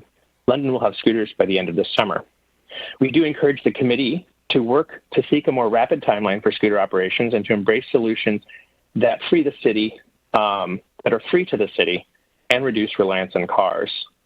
The reasons for our recommendations are safety, transportation capacity, and economic recovery. On safety, I was going to quote the same study that Chris Schaefer mentioned earlier. It's the largest of its kind study in the world, was commissioned by the OECD, of which Canada is a member, and says that bikes have the same injury rates as scooters, and that the clearest path for cities like Toronto, where there are over 60 road deaths a year, the clearest path to reducing those road deaths is to reduce car use and increase the use of bikes and scooters. In fact, the safest cities in the world to be a pedestrian, Oslo and Helsinki, which had 0 traffic days last year, embrace e-scooters with thousands in their fleet, and they work hard to reduce car use. They also successfully resolved the questions of accessibility. Most of the capitals of Europe have already embraced this, including cities that resemble Toronto, such as the 15 cities that have comparably sized streetcar systems and who have similar weather to Toronto. Scooters have been redesigned since they first arrived over 2 years ago to have a more comfortable ride, be more resilient. Given the injury rates on bikes and scooters are approximately the same, we believe it really comes down to user preference of what type of sustainable mode they choose to take to fit their needs. In fact, with respect to user preference and the gender gap that we do see in biking, scooters are part of the solution. In Calgary, women make up 42% of scooter users, but only 25% of cyclists in Calgary and only 33% of cyclists in Toronto. For vulnerable road users, our approach has been to work together in coordination with the disability community to pass appropriate policies, conduct robust rider education videos, and introduce technology to eliminate sidewalk riding and parking issues that keep everyone safe. On sustainability and transportation capacity, scooters can play a critical role as well, as they're playing in London, in helping to address the transit capacity crunch without forcing people into their cars. 50 to 60% of our users are frequent transit riders, and approximately 10% of our trips are connections to public transit globally. No more a recreational device than bikes. 37% of our trips are for commutes, and 42% of trips are for dining or shopping. If recreational means that people like to ride them, then that's a good thing, because it reduces unnecessary car use in a manner that makes cities better. Our data from a global survey shows that already, since COVID began, 6% of people have purchased a car since the pandemic began, primarily driven by loss of access to transit or fear of riding transit. Meanwhile, municipal data from Portland, Oregon, shows that during a 4-month scooter pilot, 6% of people actually sold a car and 16% considered doing so. Furthermore, an overwhelming share of scooter riders, 78%, do not ride public bike share. That means that as a solution, which is free to the city, scooter use expands the use of active transportation and reduces car reliance. Toronto Bike Share already does well at expanding the share of residents willing to use active transportation. This expands it even further. If you could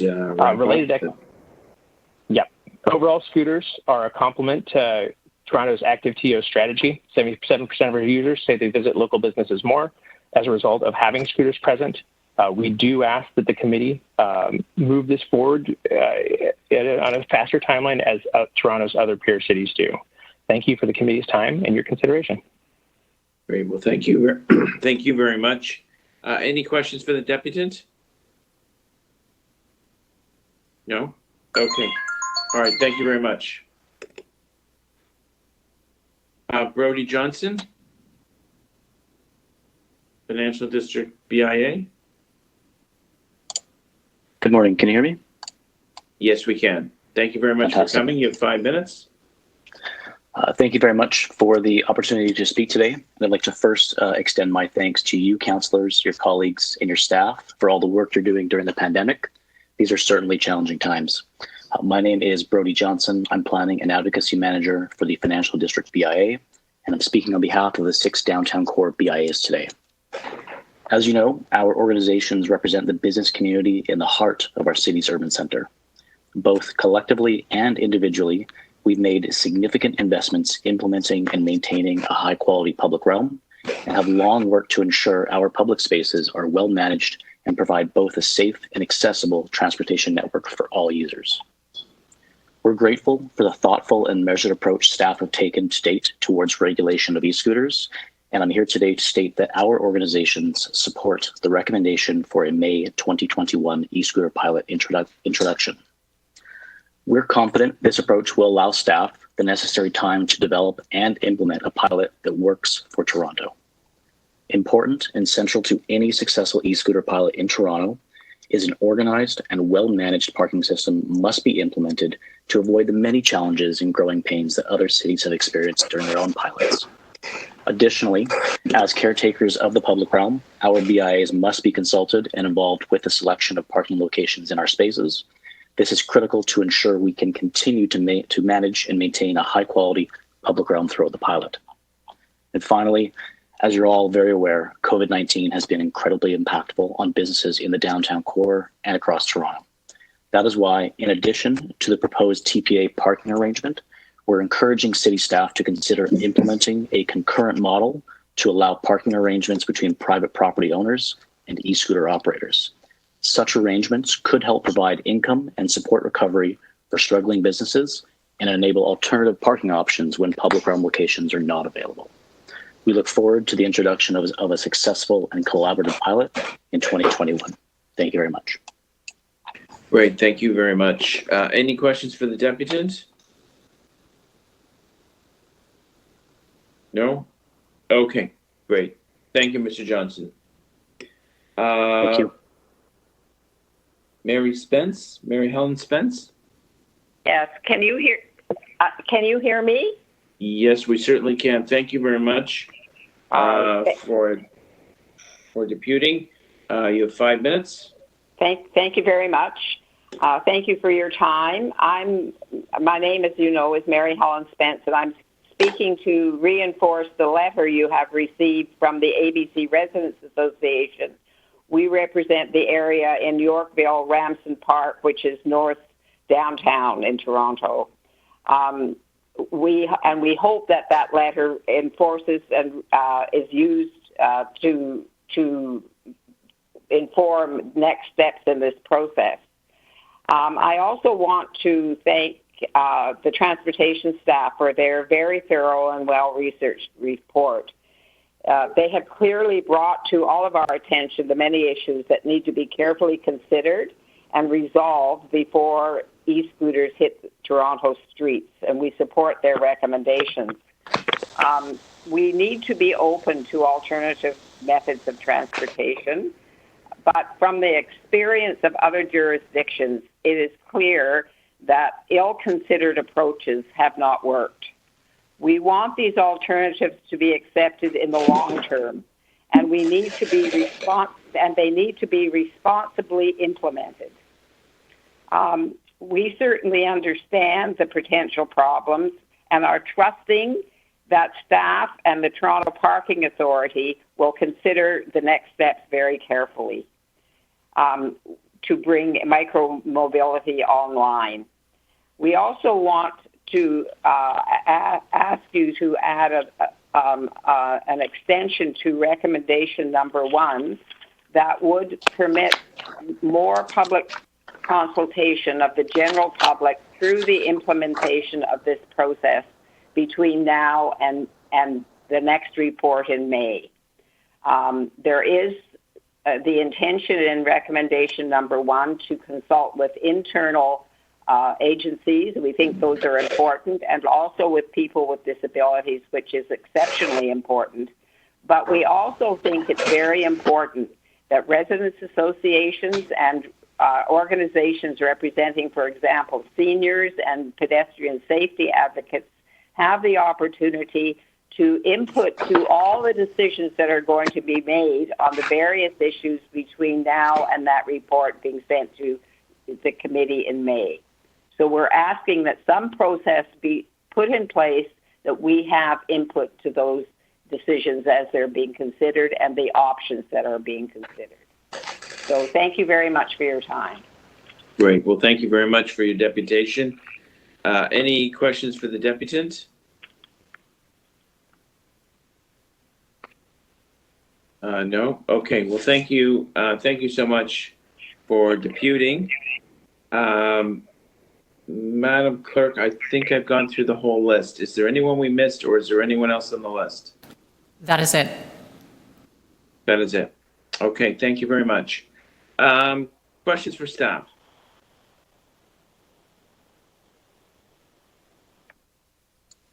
I have questions. Oh, Deputy Mayor Wong? Could add me to the list too, James. And then Councillor Layton. Firstly, and I only have 5 minutes, so if they can be sort of snappy answers.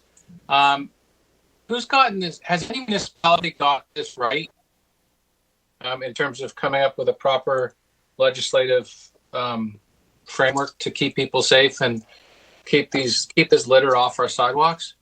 Through the speaker, there is a number, as you know, through the report, a number of jurisdictions that have put scooters out there. There's been a number of solutions in terms of permits and licenses and RFPs to try to manage.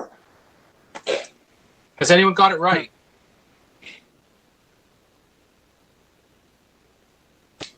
I think we lost Barbara Gray.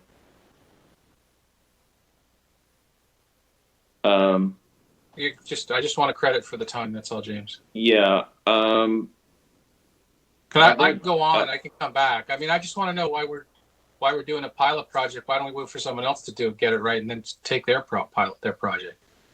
Anyway, can I ask a question of Tracy Carlton Grant if he's there? Yeah. So Tracy, Barbara's having some connection issues. So the deputy city manager is available. I'm here. Yeah, Tracy. I mean, you used to be municipal licensing and standards in a previous life. Yes, sir. So, I was on a call with you this morning and with Carlton, and he was saying all the things that his staff have to do. Do we have enough guys to enforce e-scooter bylaw and keep them off the sidewalks? And do we have? Because tell me, I can't get someone to do property standards inspections right now. And this is not. I understand that. I understand the problem we have. But I'm just saying, like, it's similar to the question of, do you have extra money? Do you have extra staff to enforce a bylaw? So through you, Mr. Chair, certainly no. The volume, but I will. And then I also will share the enforcement of anything related to e-scooters, since it is related to the Highway Traffic Act, would be the primary responsibility of the Toronto Police Service, and we do have a member of the Toronto Police Service on the call today. So.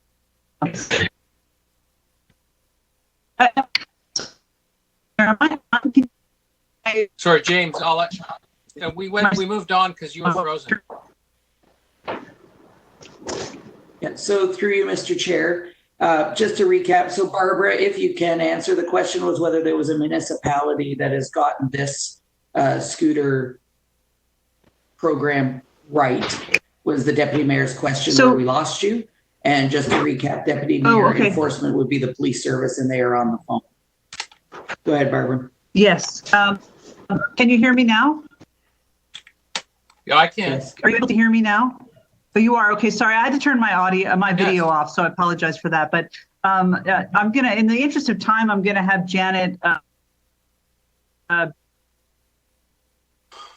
be very clear and crisp. But I just basically said, I had very success in terms of.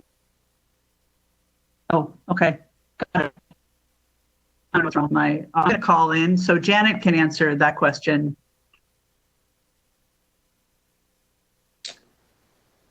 Janet Lowe? Yes, there you are. Oh, we're having trouble hearing you. What happened to my... Are you able to hear me now? Yeah, we're good. Okay, sorry about that. Yeah. It's an excellent question, and I think that each city and country has a different context, and I don't believe that anyone, especially regarding sidewalk riding enforcement, has gotten it right. So Tel Aviv issued 21,000 tickets for illegal sidewalk riding in 2019. They have a team of over 20 enforcement officers just for the sidewalk riding issue. Berlin also has spoken to the issues with sidewalk riding, and I can't remember the number of tickets, but it was in the thousands. I think the challenge is that each country and city has a different liability and insurance regime. So in New Zealand, what is great is that they have an accident compensation corporation. So anyone injured, whether it's the rider or someone injured by a rider, has access to compensation. So anyway, okay. But sorry, can I don't mean to interrupt you. I just don't have a lot of time. I just want to ask a couple of more questions. So, and this is this is a yes or no. If you're over 18, there's no requirement to wear a helmet, right? That's right. No. Yeah. So my understanding is 4% reported widely. Only 4% of e-scooter riders wear helmets. Have you seen that statistic? Yes. And it's also widely reported that there are a lot of head injuries. That's right. Accident. So we're going to be in a situation where people aren't wearing helmets. We can't enforce it, and people are going to end up in emergency rooms. That is I'm something sorry. we're Maybe concerned about. that's an unfair question. I apologize for that. Maybe Tracy. I mean, the police or you. I mean, do you guys have the power to enforce this thing right now? So through you, Mr. Chair, I would suggest, and based on the information that Janet shared as well, neither the Toronto Police Service nor the City of Toronto in any bylaw capacity would have that number of people available for that level of enforcement. That would not be an expectation we could meet. So basically, we'd be having e-scooters without. We might create rules to protect public safety or keep them off the sidewalk, but we wouldn't have the capacity, especially right now, to enforce it. Through you, Mr. Chair, it would be an extreme challenge. Yes, it would. Thank you. Is that it?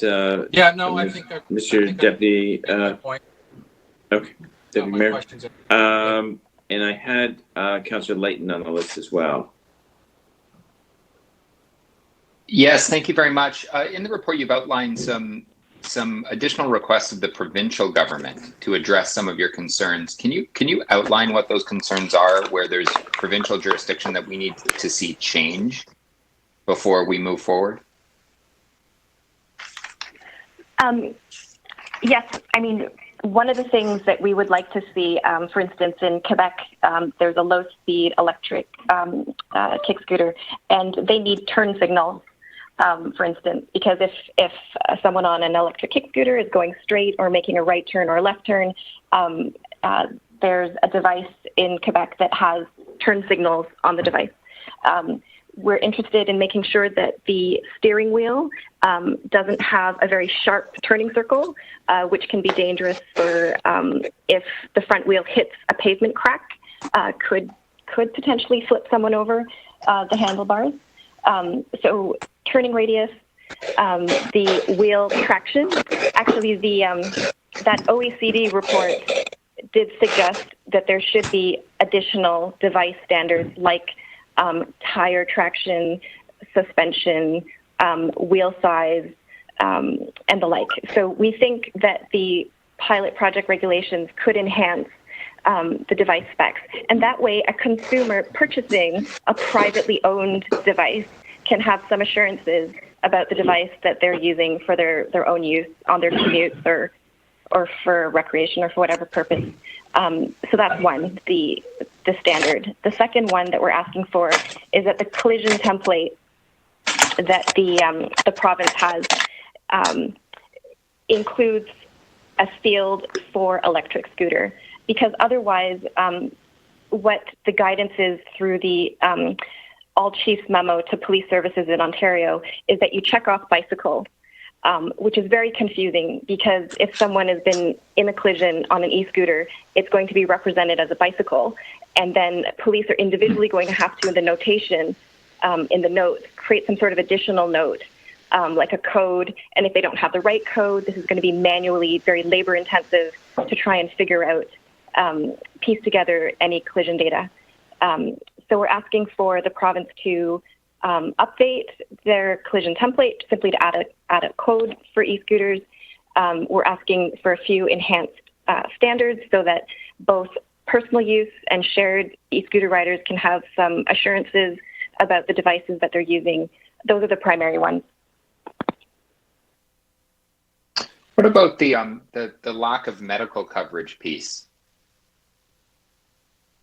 So what we're recommending is that we the city staff do some engagement with the insurance industry, with potential the e-scooter companies and the province to talk about available insurance for first and third party coverage.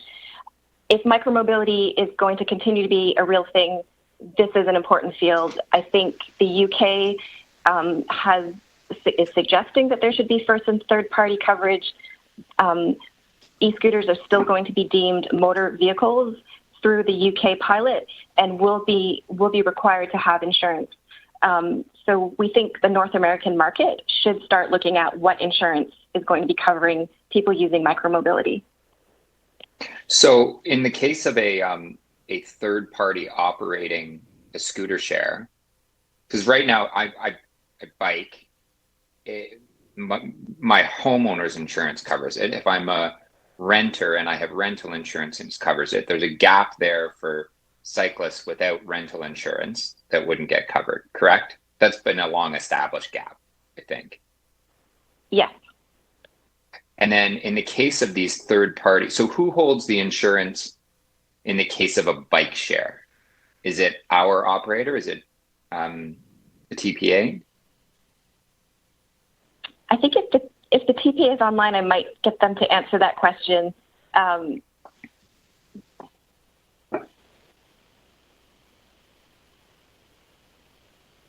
going to run out of time here. I guess that's a question. We are, come up a couple. Yeah.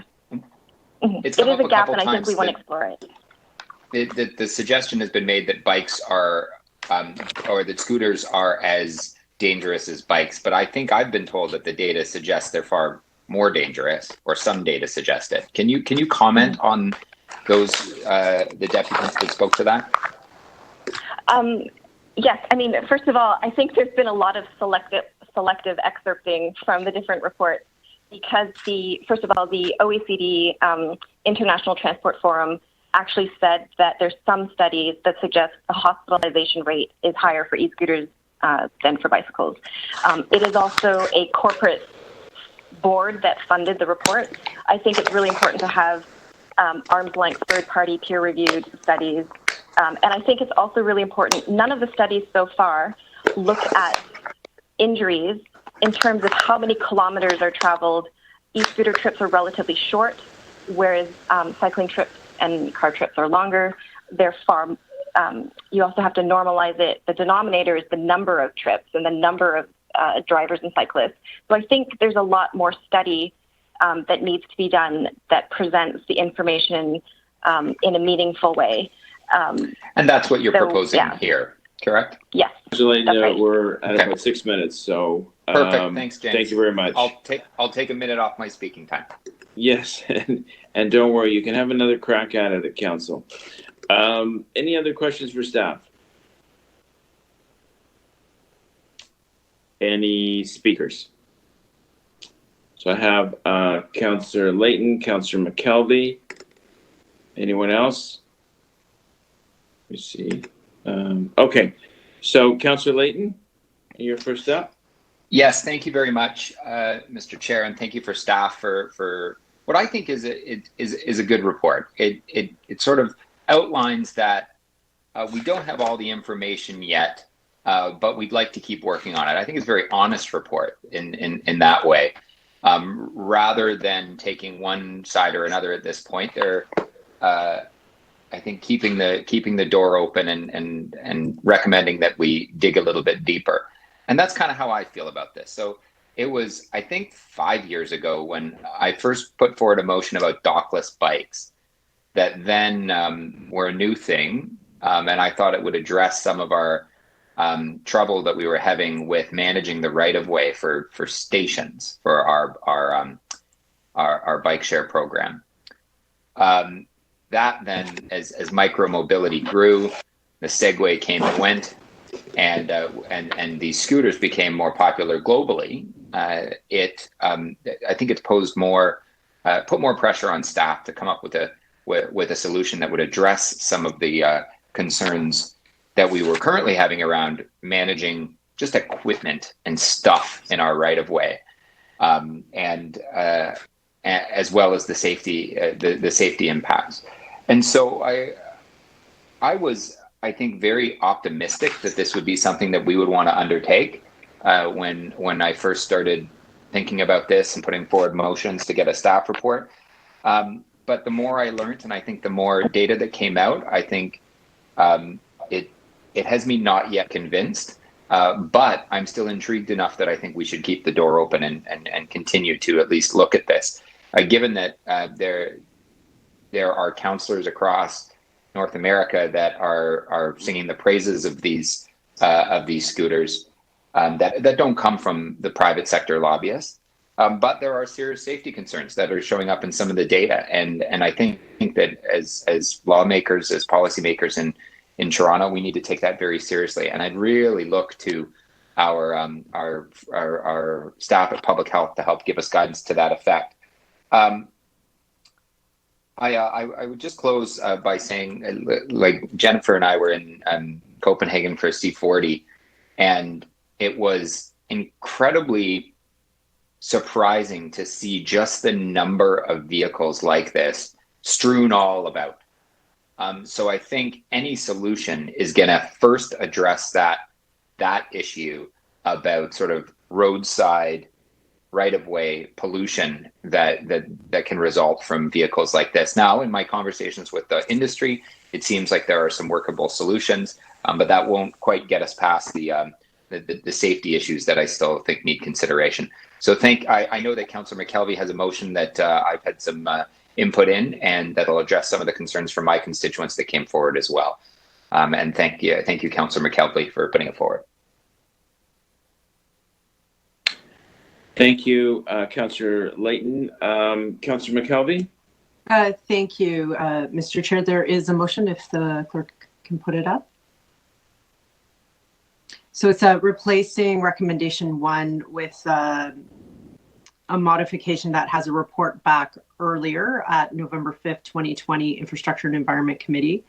In addition, it is asking for some additional public consultations based on the request from Councillor Layton, as well as additional information about right of way and what that could potentially look like.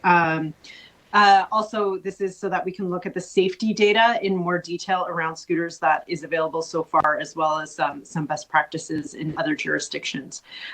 Overall, I just want to be clear that there is no decision that's being made today that we're proceeding with e-scooters in the City of Toronto. I think that it's important that we look at this in November and what a potential framework for any sort of pilot could be. The original recommendation from staff was reporting back in 2021. And I think if we do decide that we want to opt into a provincial e-scooter pilot in May 2021, I think that we do need, as a committee, another touch point on this to ask questions, to gather data, and to make an informed decision about it. They're fun. I've ridden one. They're fun. I understand, though, accessibility concerns. I had even a letter that was handwritten to me from a colleague at Western University in London.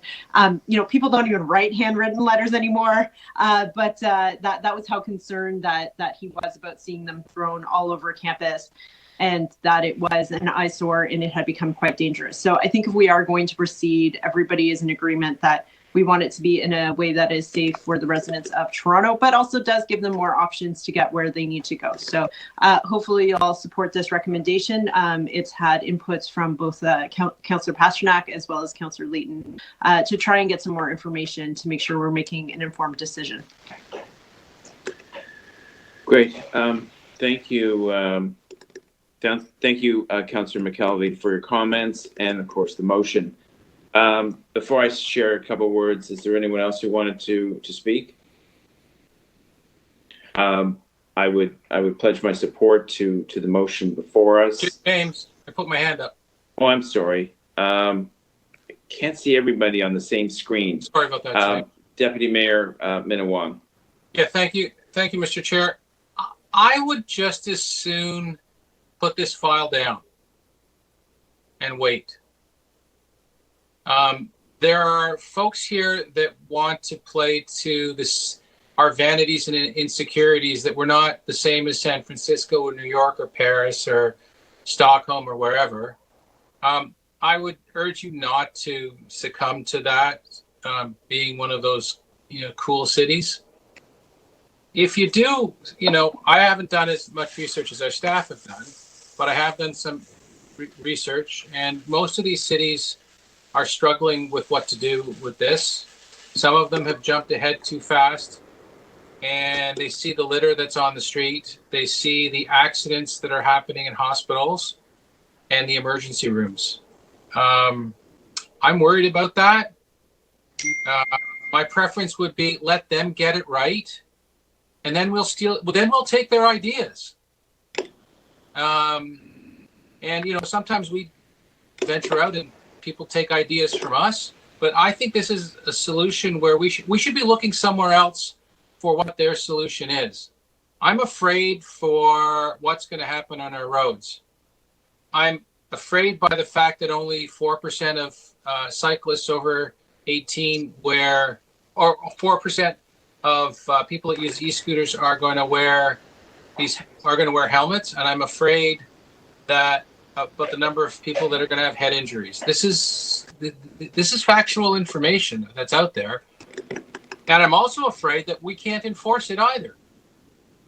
We were told today that staff can't enforce the bylaw. They can't enforce the safety, and they can't enforce the litter on the street. And, quite frankly, we should be mindful of that. And that's why I would just as soon put this file down and pick it up again when someone's come up with a solution and we have enough enforcement officers to enforce the bylaw. That's the reasonable step that we should all be taking here today, instead of jumping ahead of ourselves when we really don't have to today. So, and Mr. Chairman, I'm just going to vote to receive. I'm not going to vote to move forward, and I certainly am not going to vote for an earlier report. I don't see the need. Thank you.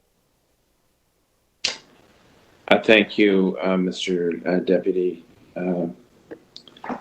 Deputy Mayor. This is a case study of public policy dilemma, where you take risk assessment and you take the benefits of the policy. I think everyone's mentioned that this thing can be fun. I've ridden a scooter. It's inexpensive, micro travel, but I think we all know, and we can't kid ourselves, that enforcement in this city is very difficult. We don't have the resources currently to enforce many of our bylaws. We don't have the resources to even enforce some of our emergency bylaws regarding masks. We don't have the resources to enforce regulations governing leashes and dogs, and we don't have the resources to enforce the use of bicycles on sidewalks. And there's no doubt you would need an army to really regulate this. I've been to two cities that have scooters, Denver and Tel Aviv. And they were pretty massive volume of scooters in both. I felt Denver was a mess. The scooters were on the sidewalks. They were just strewn all over the place.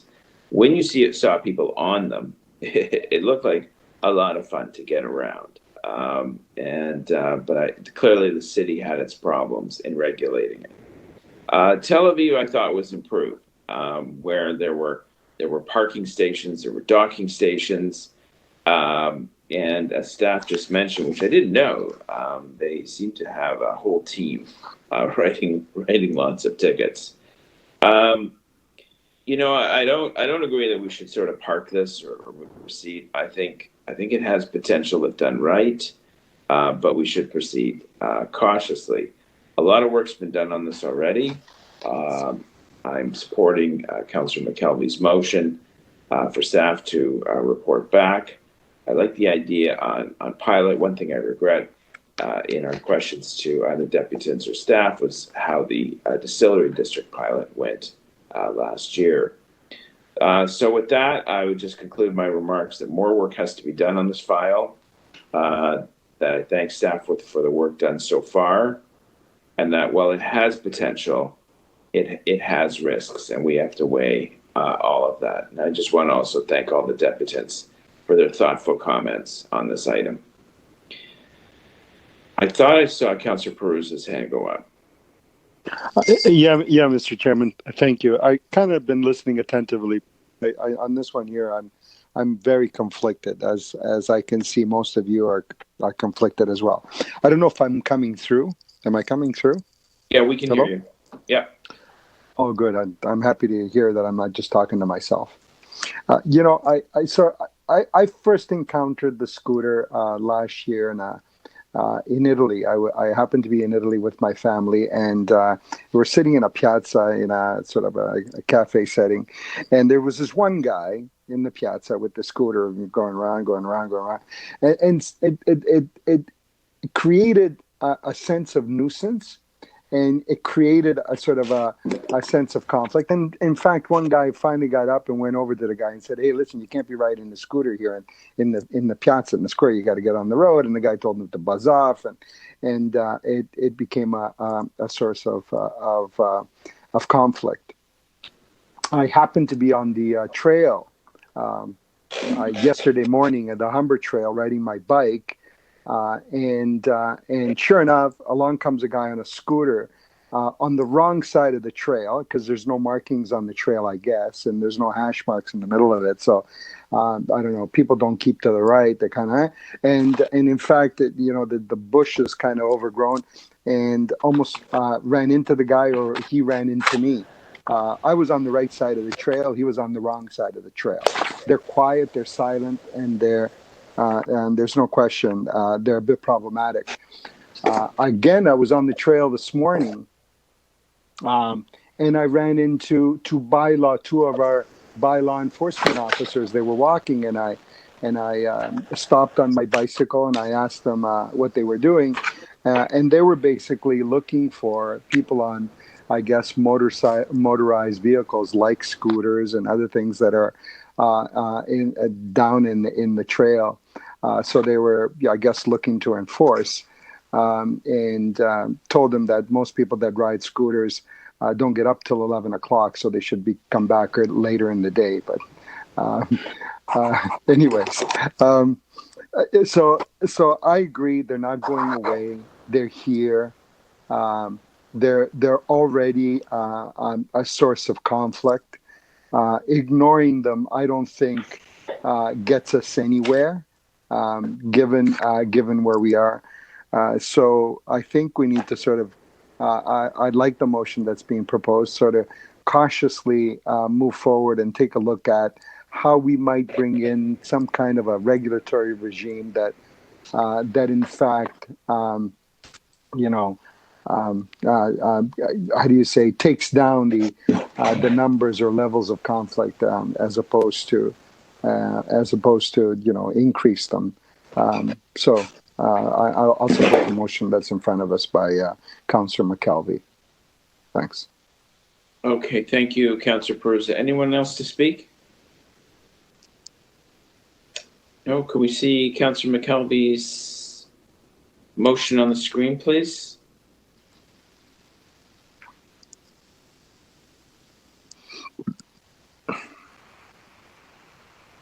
Okay.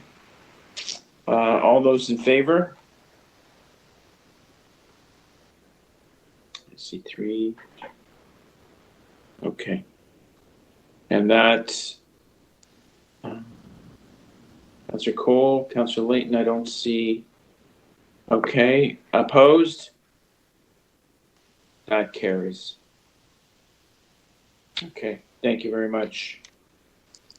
Motion to adopt the item as amended. I understand we have those additional items that are ready to be introduced. Mr. Chair, just before you move forward, you need to take can you move a motion to adopt the item as amended, please? Oh, sorry. Item as amended. All those in favor? Carried. Madam Clerk, I understand there's 3 new items to add.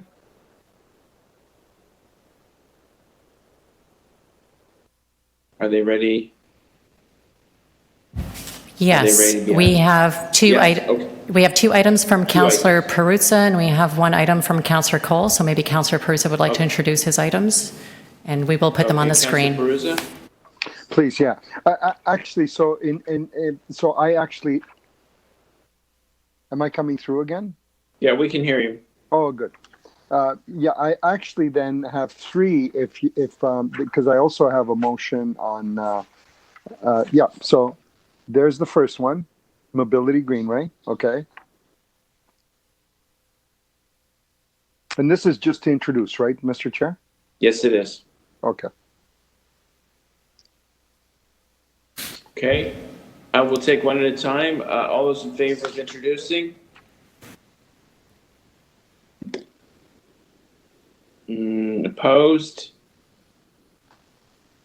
Point of That order. carries. Point of order. Yes. On the, what number, item number was that?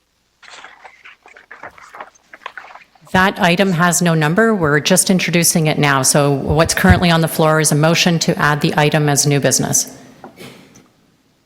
Oh, because is that the Greenway motion? Because 1416, I was confused. 1416 talks about increasing oversight in utilities, but then it talks about our Greenway. If you could just refresh the agenda there, that was an error that we had this morning, so the items were mislabeled. Refresh your agenda. Hold on a second. That's going to take a minute because I might have questions on that item, Mr. Chair. I'll refresh my agenda. I was trying to go through them and hold on a second. Can you go to the next item, Mr. Chair? I just would like to go through the refreshed item. Yeah, so we're just... But so did we take the vote on introducing or not? Councillor Minawag, we're just introducing, Yeah, introducing three items. We're not debating anything now. So okay, fair enough. So Councillor Perza, you have a second item, right? Did we introduce that one? Did we vote on introducing it? If we could just hold on 1 minute, we're going to display it on the screen, and then we're going to ask for a motion to add the item as new business. Okay, perfect. Thank you. Okay, all in favor of adding this item to the agenda? Okay. Opposed? That is carried. Next item, Councillor Perza. Please. The clerk has it. I guess they'll be displayed. I don't know what order they're being displayed in.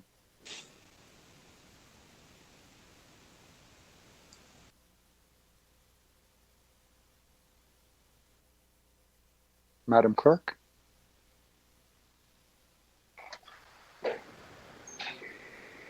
If you could just hold on, we're having some technical difficulties.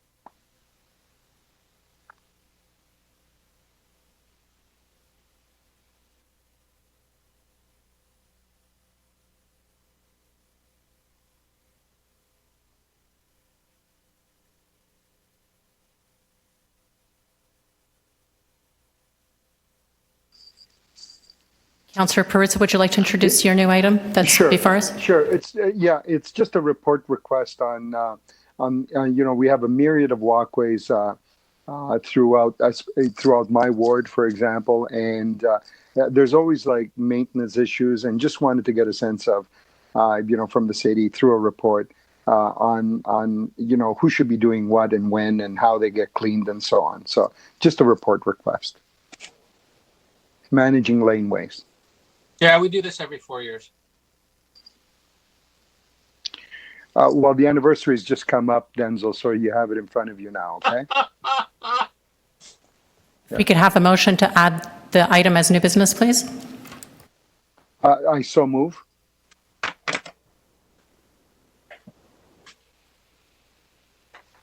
All those in favor?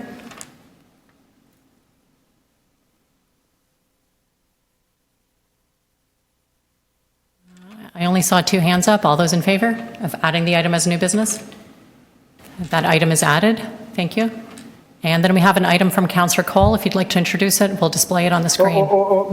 Madam Clerk, you missed one of mine on the utility cuts. I have an additional one. Yeah, utility cuts is item IE 1416. We added it this morning. Oh, we did. Okay, sorry. Sure. Thank you.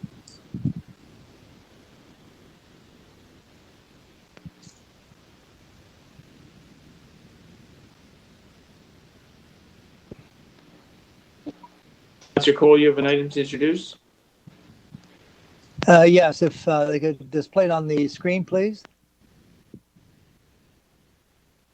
Okay. Yes, this item relates to, I have 3 park rehabilitation projects going on in my ward. Eglinton Park, a new park in Lawrence Heights, and also Baycrest Park. And I just want to make sure as we go ahead and revitalize these parks that when we are building new change rooms or new cycling or walking paths and dealing with green space, that we take into account that we have this new COVID-19 pandemic reality we are faced with today and we're going to be faced with in the future. So I want to make sure that our paths are wide enough so you can adhere to physical distancing. I want to make sure our washroom facilities, the change rooms have proper ventilation and spacing, making sure we have hand washing stations and we have enough green space. So I just want to ensure that staff takes a look at these protocols before we spend money on these parks. Okay, yep, fair enough. All those in favor of adding this to the agenda? Opposed? That is carried. So, the next item on my list, I'm still holding number 8 down because I may move it off to council without recommendation, is number 11, regulatory clarity for e-cargo cycles. And we do have a deputant on that item. Darnell Harris.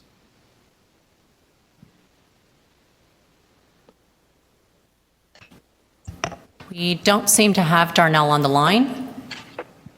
No?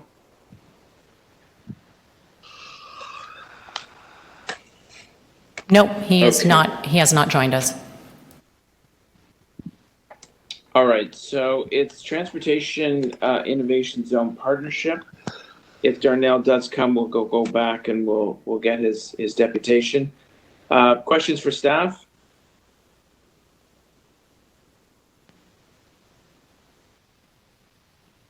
Speakers? Councillor Layton?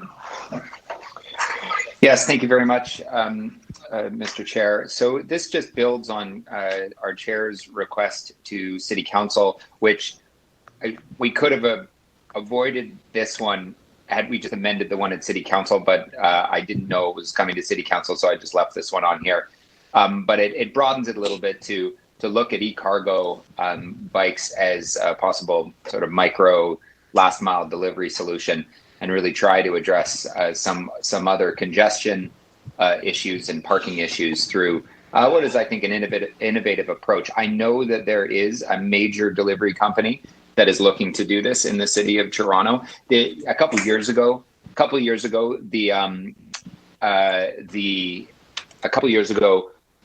I think it was Purelator, one of the big companies, FedEx, came up and, sorry, we have a visitor who just brought the door in. Came into the city and demonstrated, look up on the screen, demonstrated their cargo bikes, but unfortunately, without an e-assist, you actually can't use them in city on some of the city's cycling infrastructure. So this would undertake the process of allowing us to do that. I also have a cargo bike, which I have outfitted with an electric assist because my 2 little munchkins can get pretty heavy when you're trying to go uphill to up the DuPont to Davenport hill there. And so we put it on, not realizing that in fact it wasn't appropriate for use in some parts on some cycling infrastructure. And unfortunately, that is the case. And so we want to try to address that so that families as well as businesses can use these potential facilities. Okay, you're done. Yeah, you're good. Anyone else to speak on this item? No? And I've been alerted there's a supplementary report on this too, and I think this merges Councillor Layton's previous work with something was a move to council last week. So we take it as a package, Madam Clerk, the supplementary and the main report. So, Mr. Chair, all we need to do is adopt the recommendations of the supplementary report. We can display them right now so you could view them first.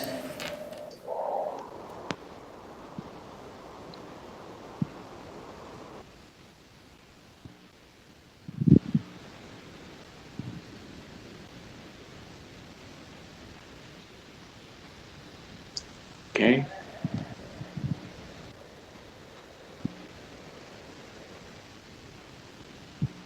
All right, does everyone get that?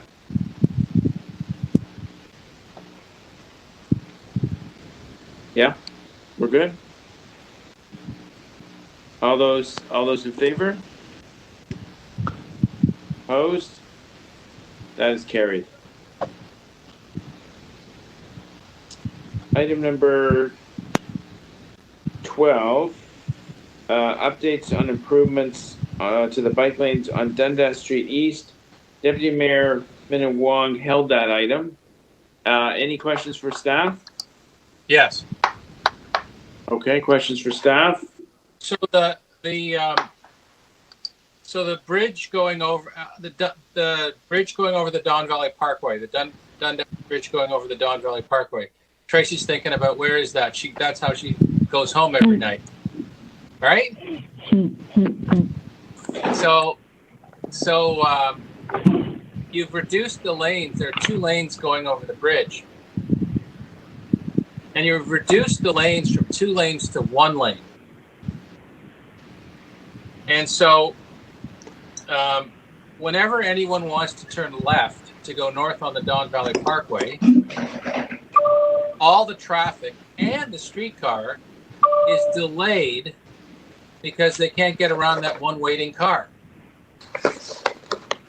And I'm wondering, because I've got to assume that there's a huge amount of traffic and a huge amount of delays, especially that streetcar, transit riders.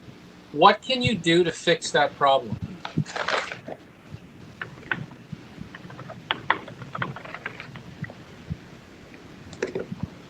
Through the chair, we have installed the extension of the Dundas Street bike lanes as a cycle track as part of the active TO installation approved by council just in the last cycle.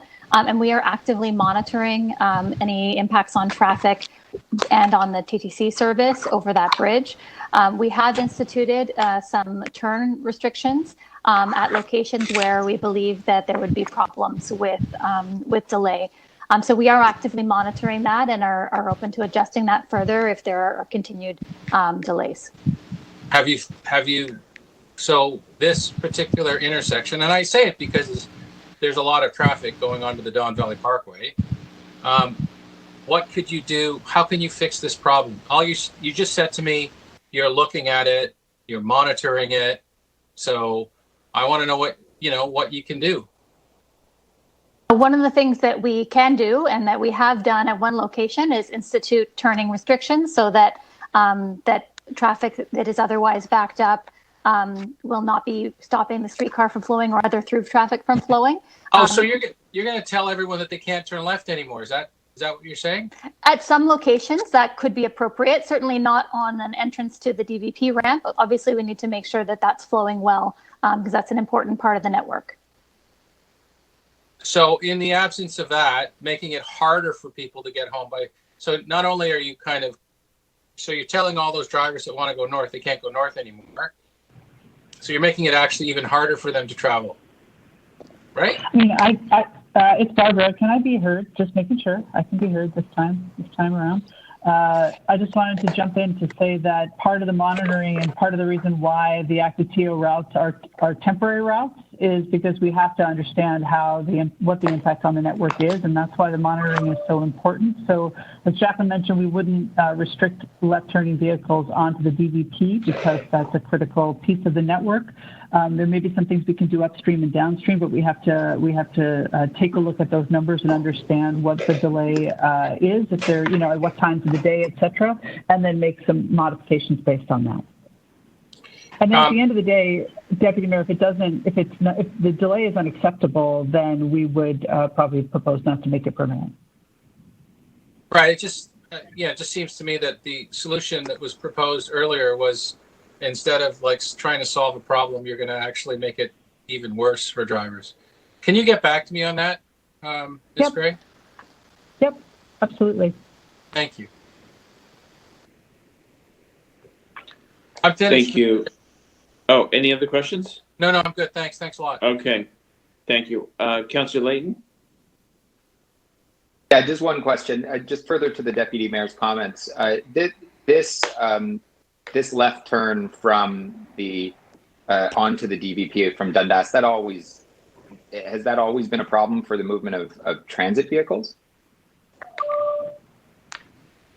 Sure, that is a busy location for turning movements, absolutely. So that is something that through streetcars would be stopped by left-turning vehicles onto the Don Valley Parkway. Just to be clear, we are not proposing in any iteration of monitoring to stop vehicles from turning onto the Don Valley Parkway from Dundas. But just that the bike lanes wouldn't have changed the scenario where a left-turning vehicle would have delayed transit riders, correct? That's correct. It's a delay to the through-moving vehicles that might be behind a left-turning vehicle that is something that we're monitoring. Thank you. Okay, thank you, Councillor Layton. Any other questions for staff on this item? Bike lanes on Dundas Street East? No? Speakers? No speakers? Okay. I thought we had a letter that needed to be moved. Yeah. So, Councillor McKelvey, would you like to move the item? I think staff sent or the local councillor sent an amendment to the item. Clerk should have it. It was sent last night. Yeah. And I was told that Councillor Layton was going to move it. Thanks for the reminder, Councillor McKelvey. Yeah. So, Councillor Layton, do you have a secret amendment you'd like to move? I would have been a wee bit of trouble with a friend of mine had I not moved it. So I got your back. Thank you. Yeah, clerks should have it if they want to put it on the screen. Councillor Layton, I wasn't clear that you'd be moving the motion, but we've amended it and tweaked it so that it's actually appropriate. Can we send it to you first to discuss before you move it, or would you like us just to move it? I would say just move it. I didn't draft the motion, so it was done by my colleague that I had assumed that it was appropriately done and verified with clerks already. No, there were some changes that needed to be made. Maybe we could share it with you first and hold down the item. Okay, we better. Okay. Councillor Layton, we better hold down the item just in case you move something. I don't know, crazy. That we don't want. So we'll hold down that item, and we can go to the innovation. The transportation innovation zone, and I believe we have a deputant for that item, Shoa Ahmed. Hi. Oh, great, you're back. Okay. Hi, Councillor. Thank you. Good.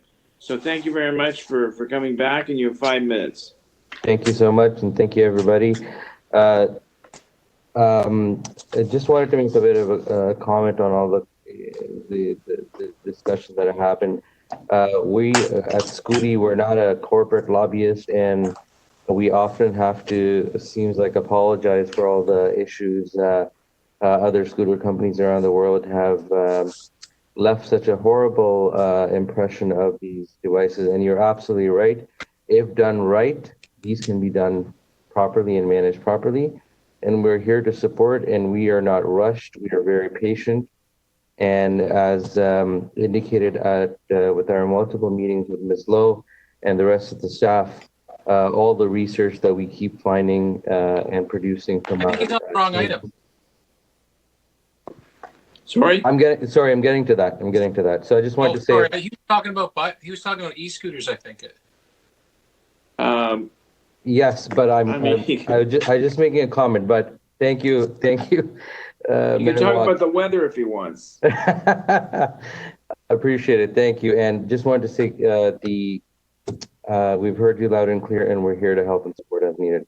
In any case, on the Transportation Innovation Zone Partnership, when we started, we sourced the safest e-scooter in the market. And as earlier in this year, we were in talks with the Collision Conference to talk about and support how we can provide e-scooters in this space, especially to support the conference. So while the conference did not happen, unfortunately, we look forward to 2021, and we know that Toronto will be ready. And a city-wide e-scooter pilot at the Transportation Innovation Zones are two ways that we can find a way to support Toronto. We would ask the city, again, to consider this year, if possible, a series of small micropilot at the flagship Toronto Transportation Innovation Zone at the exhibition place, potentially at the TIZ site in North York or Scarborough. And this will allow us to learn and adjust as needed to support the city on the successful e-scooter rollout program. Again, this is just a suggestion. We're here to help and support and provide any information and research as needed to help the council and other leaders to make a decision. Thank you so much for the opportunity to address. Okay, thank you very much. Any questions for the deputies? No? Okay, thank you. Questions for staff? Deputy Mayor Minnan-Wong? Anyone else? Yeah. So I'm just curious about. Melvie?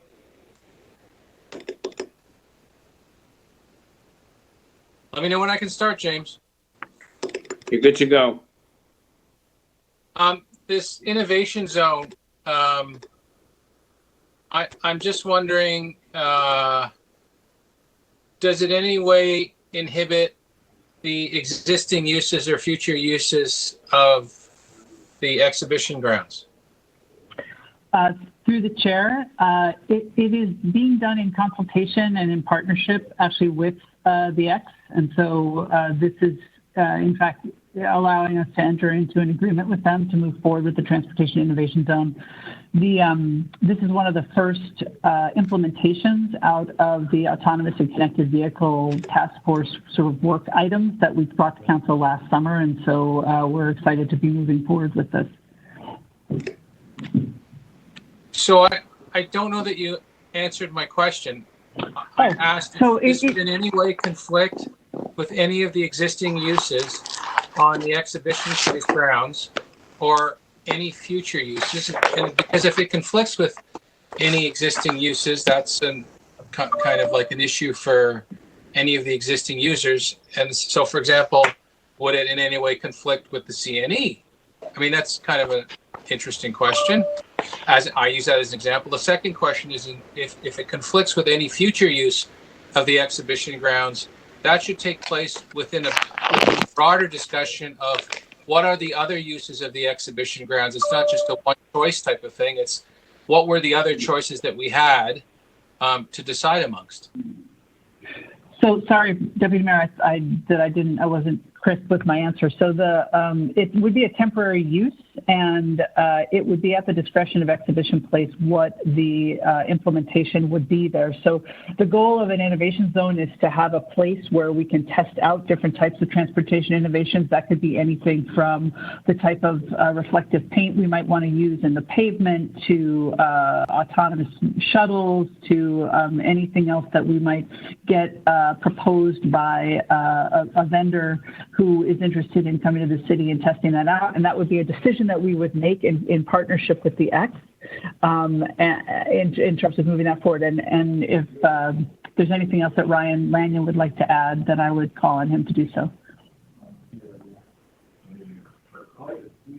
Thank you. Yes, just in our discussions with Exhibition Place, they would program in opportunities to implement innovation zones with their regular calendar of events. So it wouldn't displace any other events.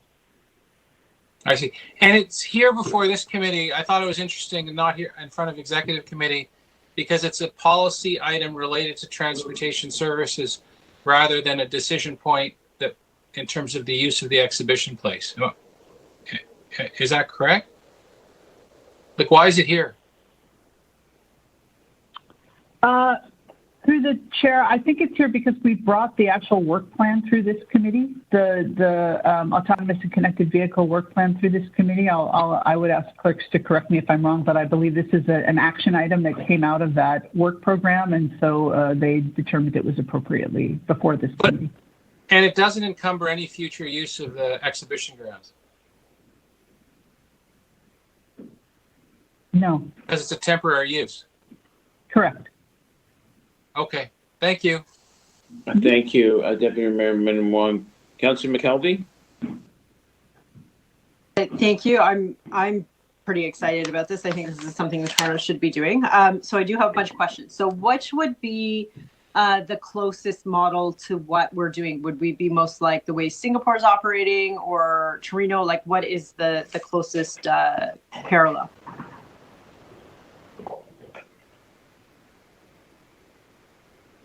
So through the chair, we've been looking at all of the models that we've been able to find across the world in California, in Italy, Singapore, etc. And we're still building the ultimate program that will come back to this committee in a report in December. Right now, we're moving forward just on the partnership with Exhibition Place as a way to trial and further develop the model. What we've learned is different cities, different jurisdictions have used different approaches. So we're really trying to take the best of what we've been able to find and apply it in our local context. The Exhibition Place model really comes forward because we can close the system. And when there's time and space in their calendar, we can shut off the roads or have something a little more self-contained or have it a more permeable testing environment. So it's got that flexibility that is something that is an asset in Toronto that other cities may or may not have access to. Okay. And do we need to install any infrastructure for these tests? Like, are there enough signal lights? Does it need to have networks like a 5G? Is there any sort of infrastructure that's needed, or is the idea that it's just using what's already there? I mean, there are lights and signals and things within Exhibition Place, but what are the infrastructure needs? So exactly that the innovation zones would be set up within the existing environment. There's no infrastructure that must be installed. But it is an opportunity to install infrastructure that can enhance monitoring and evaluation or be part of the innovation zones themselves. And so that's something that would be at the discretion of Exhibition Place and committee and council for future applications. But the program is being built to work it within the environment as it's built now. And so this could also be set up so that, for example, if you need to test in snow in winter, you could have a winter testing time versus, another time of year, for example, because I know that's kind of one of the unique challenges of Toronto versus other places. Exactly. We'd be able to set up seasonal testing, maybe have 1 or 2 rounds per season so that we can see the differences in how various innovations interact with the climate and weather conditions. And have you reached out with any of the federal or provincial counterparts? Like, how are we involving them? And in particular, I know this is about, vehicles on the ground, but drone technology is taking off dramatically. And is there maybe merit in this also being expanded to be like the drone testing area of the city, for example? So we've only had preliminary discussions with other jurisdictions, and it's really about what we can review and test within our needs and within our infrastructure. I think setting up the program does create that possibility for more intense or focused testing or review with other jurisdictions, but those options are still open right now. So what's before us today, this is really about triggering that stakeholder committee and getting those plans in place so that that group can start meeting in fall. So there's no actual approval on launching the TIZ. It's just really about moving it into the next stage. That's right. As Barbara mentioned, the original council authority was to request a report back in Q4 of this year, and we still intend to meet that timeline on the full program. This is really just an early preliminary step to form a partnership with Exhibition Place because we've identified that they can serve as a flagship location, allow us to do some preliminary implementation of the program as a pilot to learn about what kind of program implementation and what kind of steps and processes work best, and then use that to inform the report to committee at the end of the year. And I know I'm almost out of time, so I'm going to cut you off to squeeze in my last question. Are you looking at this being like cost recovery? So would the idea be that the companies that needed to test something would pay a fee, and so that this is kind of net neutral, or maybe how are you looking at the fee structure for this? So that's still being developed, but we are considering a cost neutral approach in that. Okay, thank you. Thank you. A question? Yes, Councillor Cole. Yeah, just quickly, would it be possible that this innovation zone concept could be introduced with a partnership with Toronto Community Housing in places like Lawrence Heights, where there's a massive revitalization project undertaking right now? Through the chair, I mean, our intention is that this would be the first, but certainly not the last. And I think, as Ryan has mentioned, it's the partnership component is really important. The X has proven so far to be a very interested and collaborative partner in starting to move this forward, and so we would certainly be looking for other partners in the future. And one of the things we've learned from other cities like Los Angeles is it's often very useful to have different types of environments for various companies to be able to test innovative transportation projects, campus settings, residential areas, and as Ryan mentioned, closed areas where we can do some things when the X is not, their schedule permits it. So we certainly are open to other partnerships in the future. So I take it you will talk or let Toronto Housing know about this project and reach out to them. Absolutely. Thank you. Any other questions for staff? Speakers?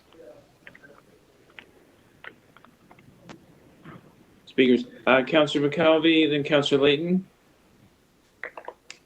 Thank you, Mr. Chair. I just want to thank staff for all the great work on this. I think this is a very exciting opportunity for the City of Toronto, and I think that if we are a technology hub, but we're not showcasing that very well. And I think that's something that we need to start doing better.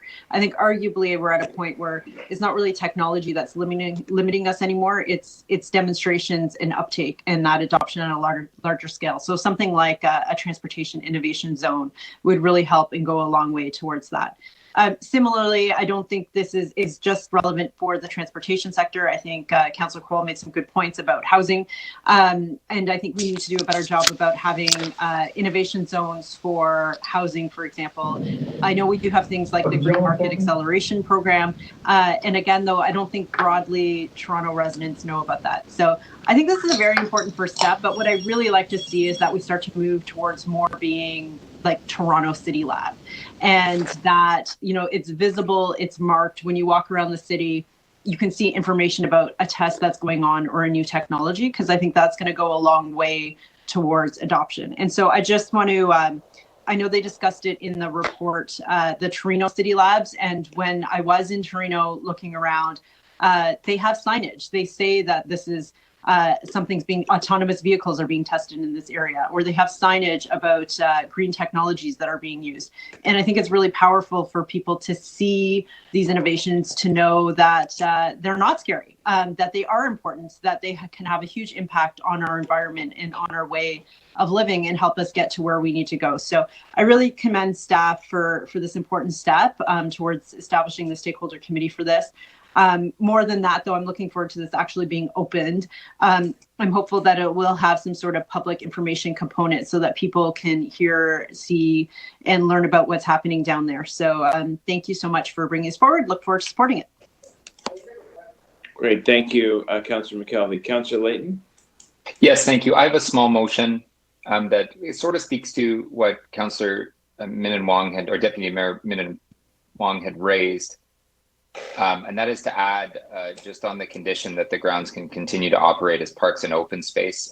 My worry here is in conceiving of the arrangements that they could initiate, that Exhibition Place could initiate, and they have some interesting real estate transactions, of which I have brought several to council for scrutiny, is the notion that a large multinational corporation could say, hey, we want to try our vehicles on your space. We need a lot. This little piece of green space looks great.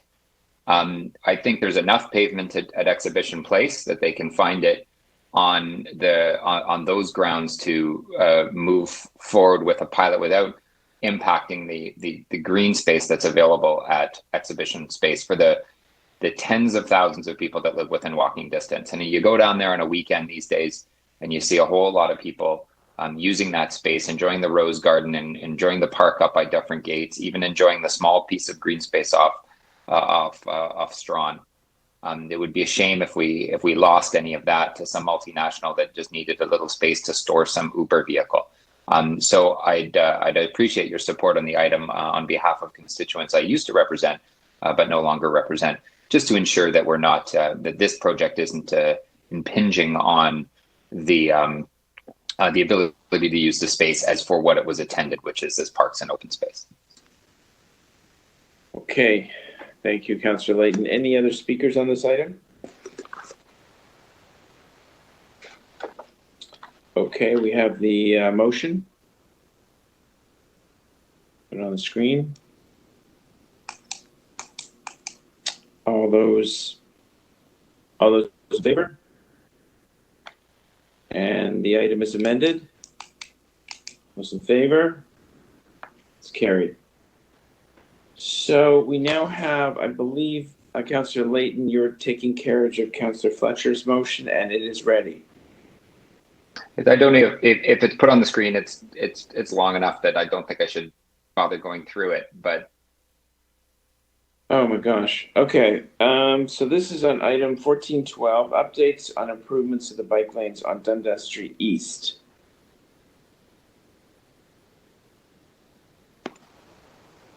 So this comes from a letter from Councillor Bradford and Councillor Fletcher. I'm told they've signed off on these changes, and I will put it forward on their behalf. I have a question. Oh, come on. Okay. Maybe it'll be rhetorical. No, it's not rhetorical. I mean, I didn't get a chance to read the whole motion, Mike, but is it for the implementation of permanent infrastructure? So it says in number 2, immediately implement temporary bike lanes, but then has some reporting back around what they could look like to have more stronger separation, is my understanding. So, are you asking this? Are you asking for the installation of more infrastructure installation? Yes. Well, I think it is if you look at number 1, but I don't believe it's. I believe this is part of the active TO sort of bundle of projects. So does this take away from another project? That's my only concern. Is you're taking a project away from like Councillor Perutz's ward because there's a finite amount of money. I mean, that I would like to know. That I do not know if it would require to take away from other projects in the in the work plan right now for transportation. I couldn't answer that. Sorry. Could I ask staff if there's money available to do these things and where it might come from? Yeah, we can deviate from the agenda and go back to staff. I do have questions. I mean, is this an approved project, fully funded, or like if it is, why is this motion here? Anyway, Deputy Mayor Manawong, if you want to ask staff some questions, that's fine. Yeah. So well, it's the same, very similar questions. If they could, like, what is this all about? Where's the money coming from, etc. So let's start there. Through the chair, my understanding, this just came in yesterday, but my understanding is the permanent proposal in the cycling network plan is to have protected lanes on Dundas Street East. The councillors have asked for a report back in October to define the timing, cost implementation plan for that, and then have asked us as part of active TO if there are any pieces of that that we can do earlier in terms of the protection, adding curbing, et cetera. So our initial plan through active TO for the Dundas East Corridor is complete at this time, right? We've done the bridge that we talked about earlier. This would be to look at further separation along that route and a report back in October to provide a time frame on when implementation could happen. So, I mean, that leads to one other question. This was put through as a temporary measure. Am I right? The chair, go ahead. Sorry, through the chair, the segment that is a temporary measure through the active TO program is from Broadview West. The section that's being discussed in this motion is east of Broadview, where they've been for many years painted bike lanes, and the councillors are asking us to look at where we can add additional separation and increase protection at intersections. I see. And again, is there money for this currently? We have been doing some upgrades to certain intersections. So yes, as part of the in the renew part of the cycling network plan program, to put some additional bollards and precast curbs down at intersections where possible. A full redo that's discussed in the motion about a report back, we don't yet have that in the work plan or funding, but we report back on those things in the fall. So the full cycle track you don't have money for. The bollards and such things like that you do have money for? Yes, we have contracts with curbstones and bollards that have funding to be able to upgrade cycle lanes. Okay. I'm finished, Mr. Chair. I don't know if you have any more questions. Yes, thank you. Thank you, Mr. Deputy Mayor. I have a couple. I'm sort of reading the motion here. And when it says for transportation service to immediately implement temporary protected bike lanes, cycle tracks along Dundas East. So is that already adopted and funded by council to do that? And if there's already a funding envelope for this project, why is it before us again? Like, why is it necessary to give this direction if it's already a funded, approved project? So a project to specifically enhance the bike lanes on Dundas to cycle tracks is not a funded approved project. That's what we would report back to committee on in the fall per the motion. The ability to add some bollards in locations where that can be done without impacting existing on-street parking, that's something that we can do through our existing contracts to renew the bike lanes that are there. So item 2 on this motion does not ask for a report back. It's to immediately implement temporary protected bicycle lanes.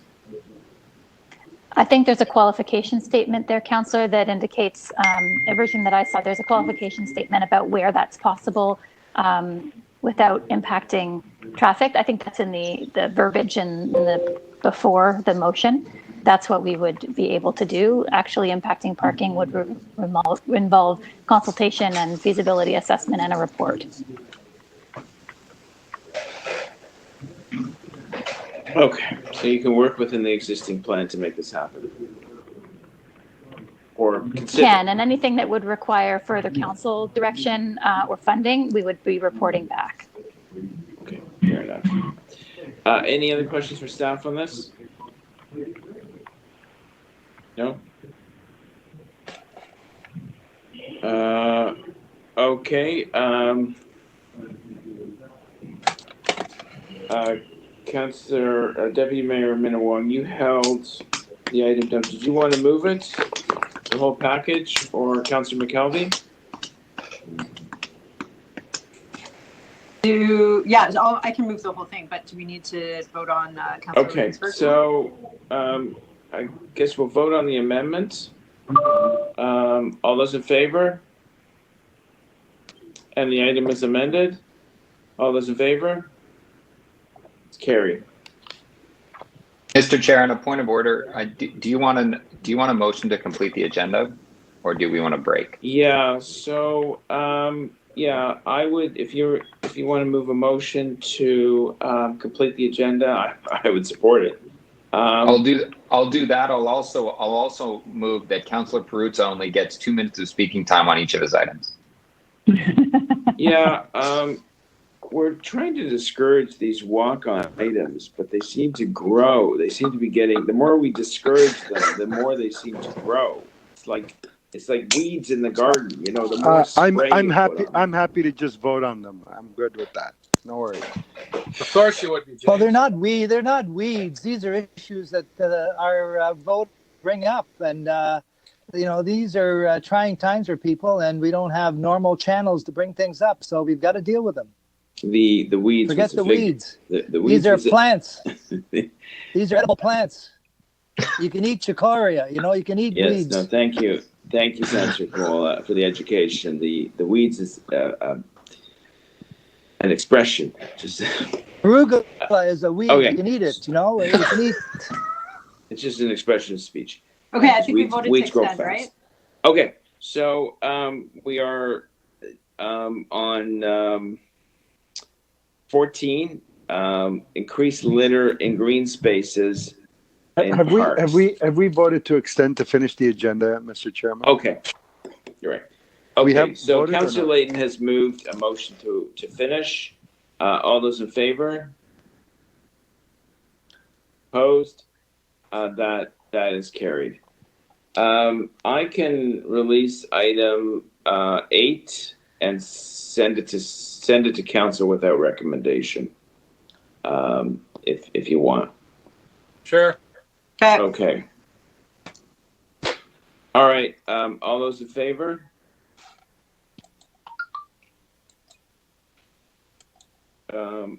Opposed? That is carried. So item 8 will go to council without recommendation, and we can debate it there. Increased litter in green spaces and parks. Are there any questions for staff? Hold on a second. Yeah. Oh my gosh. Kidding. Yes, I have questions. Okay. I'll be quick. All right. If you have I to. just want staff to have an opportunity to kind of speak to what they are doing about this issue right now.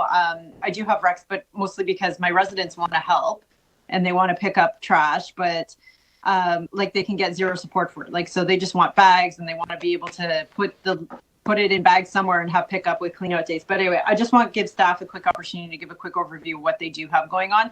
I know they have stepped it up, and it's unfortunately not enough because people are using the parks more than ever and they're leaving a mess behind. So I just want to give them a quick opportunity to speak to that. Hi, it's Janie. Can people hear me? Yes, we can hear you.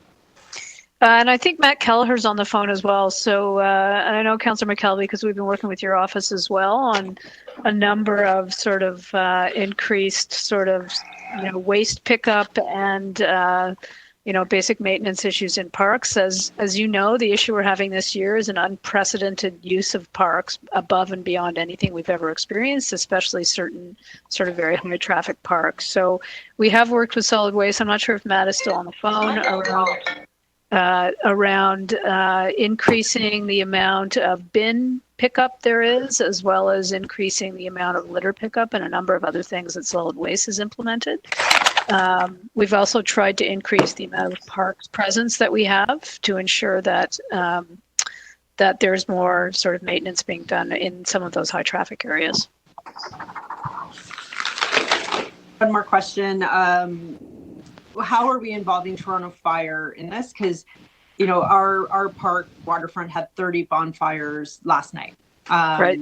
It's just an enormous amount. I think we've had extremely dry period of time. I know they're not legal in the city of Toronto. So what are we doing to crack down on this? Because we're going to have a problem. They've burnt out picnic benches. All kinds of things are being damaged.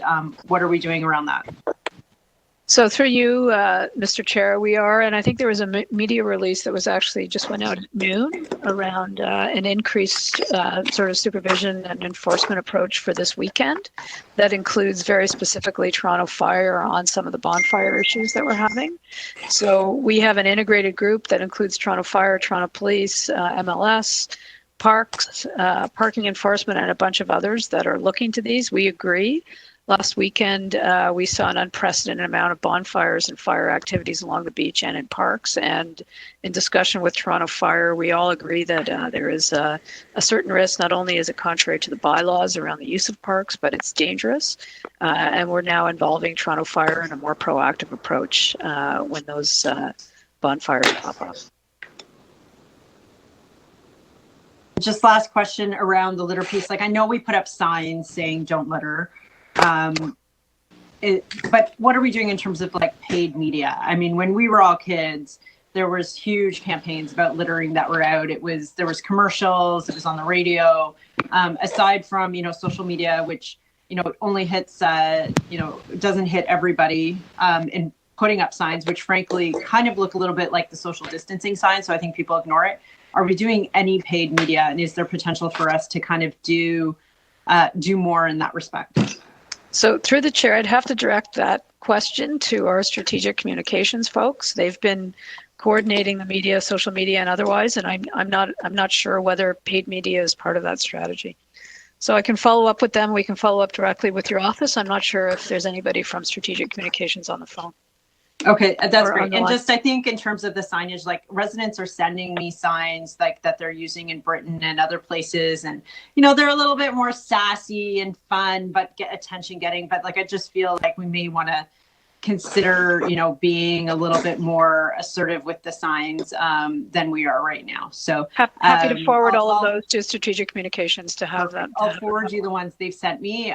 They're quite cute and quippy.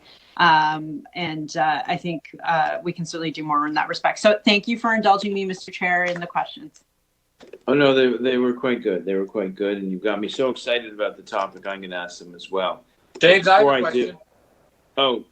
Deputy Mayor Minnan-Wong. I'm assuming, Janie, you're not encouraging people to pick up garbage in a park, or let's say someone throws a face mask on the ground. Like, I'm thinking that thing's full of germs, right?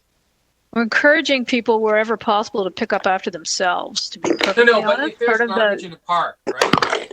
If there's garbage in a park, you're not encouraging people to take a waste, like a garbage bag or a grocery bag, and pick up garbage. We haven't encouraged in that way at all yet. We certainly have encouraged people, not to pick up any type of waste or personal protective equipment item that may be full of germs. We have not done any community-based cleanup activities. I think, in the motion that Councillor McKelvey has put forward, we would need to sort of review what the approach would be around a community cleanup and ensure that, all the folks that are participating in that cleanup have the appropriate protective equipment and also the appropriate sort of guidelines around how to be safe in doing that cleanup. But we haven't done anything beyond encouraging people to pick up after themselves and use the appropriate litter containers. Without the proper equipment, you would be discouraging people from picking up. We would. That's correct. Right. Yeah. Okay. Yeah, I thought so. Yep. Common sense. Okay. Thanks, James. Thank you, Deputy Mayor. Any other questions for staff? So I do, because the area I represent has enormous park space. They're heavily used, and of course, this committee is in charge of the park. So I got a flood of complaints about the condition of our parks. But when it comes to enforcement, we have littering bylaws, but we don't really have the bylaw officers to enforce our littering laws. Is that a fair statement? Mr. Chair, I really can't speak on behalf of MLS. I'd sort of ask Deputy City Manager Cook to respond on the bylaw sort of resource issue. Yeah. So, through you, Mr. Chair, certainly this is one of those things that is always a challenge to enforce, because you have to, identify the people actually littering at the time they are littering. Just following up on Janie's comments, however, in respect to the beaches and the activities that have been going on, it's completely unacceptable what people have been doing along our beach fronts. So we absolutely are focusing with resources, policing and MLS to crack down on some of this. A lot more has been done as well, to Deputy Mayor's questions about providing adequate and more than adequate places for people to discard of their own litter. But we will do what we can, and as mentioned as well on the bonfires and destroying city property, definitely things that can be addressed from an enforcement perspective. So we are out there to the fullest extent possible. Resourcing is a challenge, but that's why we're trying to deploy a number of approaches to deter the unacceptable behavior that's been going on lately. So during the pandemic, let's say from March to now, did Parks Operations have its full complement? So, Mr. Chair, we are out into our parks? So we are at our full complement now of all available staff that we have to be out in parks. Because of the pandemic, we did have a later start this year than in usual years. And then when our staff started, there was a lot of pandemic-related activities that took place, and they were immediately assigned to, such as closing a number of amenities and other sort of public safety pieces that took them away from their regular maintenance approach. So there has been some catch-up that has been going on, no doubt. But we're up, at our full complement now, as full as we can be. And they're trying to catch up as fast as they can. I should say, with the increased sort of usage, they're trying as hard as they can to get as much done as they can. Okay, we'll leave it at that. Thank you very much. Any other questions for staff?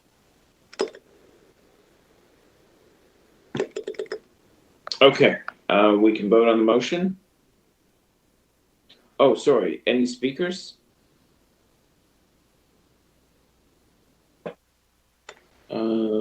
Councillor Cole? No, I just wanted to vote. Oh, no speakers? Voting. Councillor McKelvey, any moving addresses? No? No, I honestly, I feel like I want to go down there with a garbage bag and start handing them out to the kids. People have told me I can't do that though, because they'll find out where I live and they'll egg my house. But I get it. You're bored, but just clean up after yourself, right? Like that's the way we used to do it when we were kids, right? So anyway, hopefully this will really help from the city. I think we just have to go out there and unfortunately, hand people garbage bags and, ask, be safe, right? Like we don't want to light our parks on fire and it's extremely dry right now. So there's my moving address. Just thank you. I know staff have been, dealing with my phone calls constantly. They've been very patient with me, but our residents are really, really concerned. Like we have beautiful park spaces. They want to do their part. They're organizing community cleanups anyway and going out there. I'd rather they're doing it safe and we're giving them gloves and we're giving them bags and we're picking the garbage up afterwards. I don't think we can stop them from wanting to do a nice thing for the environment. So the more we can do to make this safe, the better. So thank you all for indulging me in this motion, but I think we need to do more faster in our parks. Thanks. Great, thank you very much. I would simply add that the longer we leave a problem, the worse it gets. If there was a broken windows theory of parks, it's if you leave the litter there, then people become accustomed to it and believe it to be acceptable, which it is not. So I'm relieved to hear from our general manager, Parks, Forestry and Recreation, that their full complement is out there, which includes some cleanup and the clearing of bins.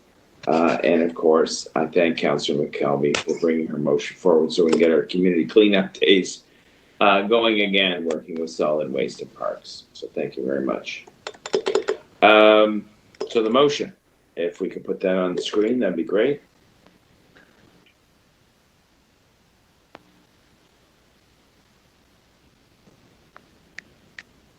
We'll display the item in a second.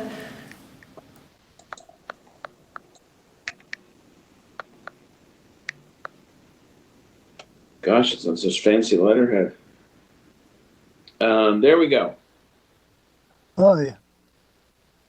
So much money already. Okay. All those in favor? Opposed? That is carried. Next one is planter boxes. Number 15 is request to provide planter boxes and other street furniture as part of the public realm design for places of worship. Any questions for staff on this? Any speakers? Yes. Deputy Mayor Wong to speak. I wanted to move an amendment. I was actually looking for where to send an email to, but if staff can just do it on the fly. My original amendment was to ask for a report from staff, but I'd be satisfied if there was an amendment there that reflected on a cost recovery basis. To the extent that we're just moving forward with this, we don't know what the cost is. Places of worship get all sorts of benefits from the city already. They pay no taxes.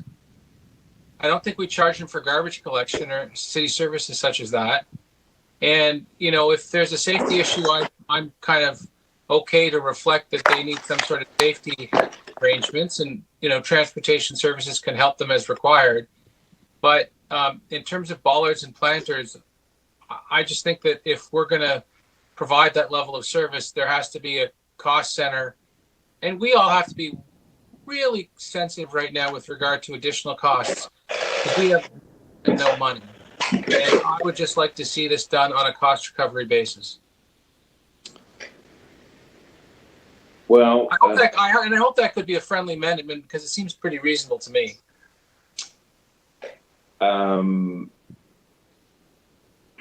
I guess the clerk can type something up and we can vote on it. Should remind the council that our faith groups do remarkable work across the city, whether it be out of the coal program, food banks, shelter, volunteerism, family counseling. Our social capital is pretty valuable to holding this city together. So I wouldn't describe them as mooches. I think they contribute greatly to the city. Sorry, I didn't say they were mooches, Councillor. Fair enough, you didn't. But they're not free riders. But they don't pay any taxes. They don't pay any taxes.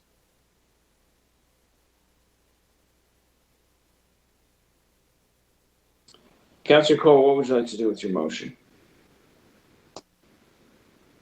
Can I speak to it? Yes, you can. Thank you. Well, as you know, Councillor Pastor and I have been working together on this public safety issue as a result of what happened in Pittsburgh, the synagogues under attack there, what happened to mosques being burnt down, what's happening, what happened on Yonge Street, where that vehicle drove down Yonge Street and killed 10, 11 innocent people. So this is where this arose from. And as you know, we've had a lot of members of the synagogues, especially along Bathurst Street, where I guess our two ridings have more synagogues than any other area of the country. And so the worshippers of these synagogues, as they tend to do, they congregate outside before and after on the Sabbath. They go on foot to worship. So they congregate and talk with children, with strollers, families, elderly people.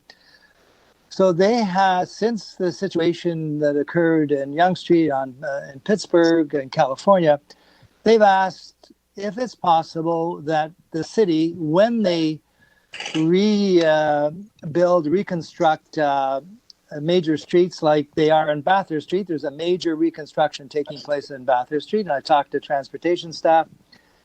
I talked to public realm, Robert Nays public realm. So when they rebuild Bathurst Street and redo the sidewalks, that they take into consideration the building of some protective barriers there, either in the form of street furniture or bollards or whatever it is. Incorporate that in the street design. It's not like you're building barriers, but you're building, a very strategic type of placement of protective barriers while you're redoing the sidewalks in the street. Plus, on Bathurst Street, I have a number of redevelopments taking place, especially Glencairn and Bathurst, and I'm already planning on ensuring that some of the Section 37 money goes toward enhancing public safety along with other enhancements on Bathurst Street with a wider sidewalk and also trying to protect some of the synagogues, which are there by the dozens up and down Bathurst Street. So the cost will be coming from Section 37. We already have, last year, as you know, we used the planter boxes. They're already in the parks budget or transportation budget, and we used them all up and down Bathurst Street. We ran out of them, so they're already in the budget. So we use them for that strategic purpose. So it's not just a matter of dollars and cents, because I think the dollars and cents will be there through Section 37 and other ongoing reconstruction projects already approved, like Bathurst Street, which is going to be done next year. And we can find ways of garnering some, as you know, we are trying to get some federal money for these programs, and that's why we passed that motion at council. So there's opportunities to pay for added costs, but we need to get serious about public realm security and safety, especially in some very sensitive neighborhoods. So that's the background. Okay, Councillor Cole, did you have a minor amendment on this item? I'm not sure if I had a minor amendment or not. Is there one to submit to the clerk?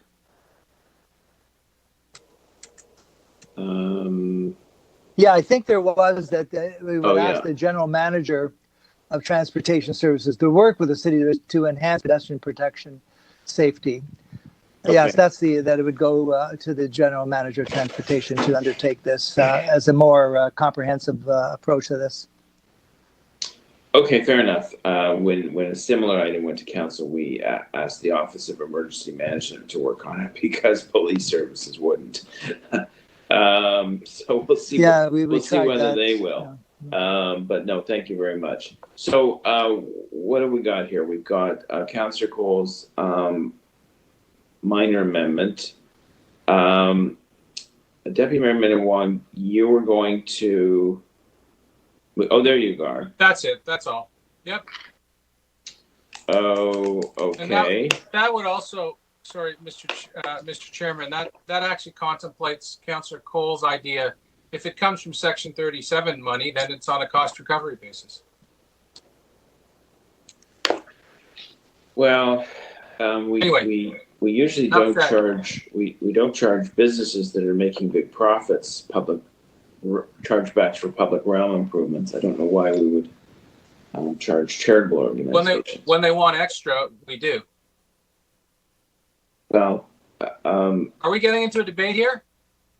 No, we're not getting into a debate. Okay, so Madam Clerk, which amendment do we move first? Do we move Councillor Cole's or Deputy Mayor Minnan-Wong's? Deputy Mayor Minnan-Wong moved his first. We'll vote on that first. Okay. So if we put it on the screen.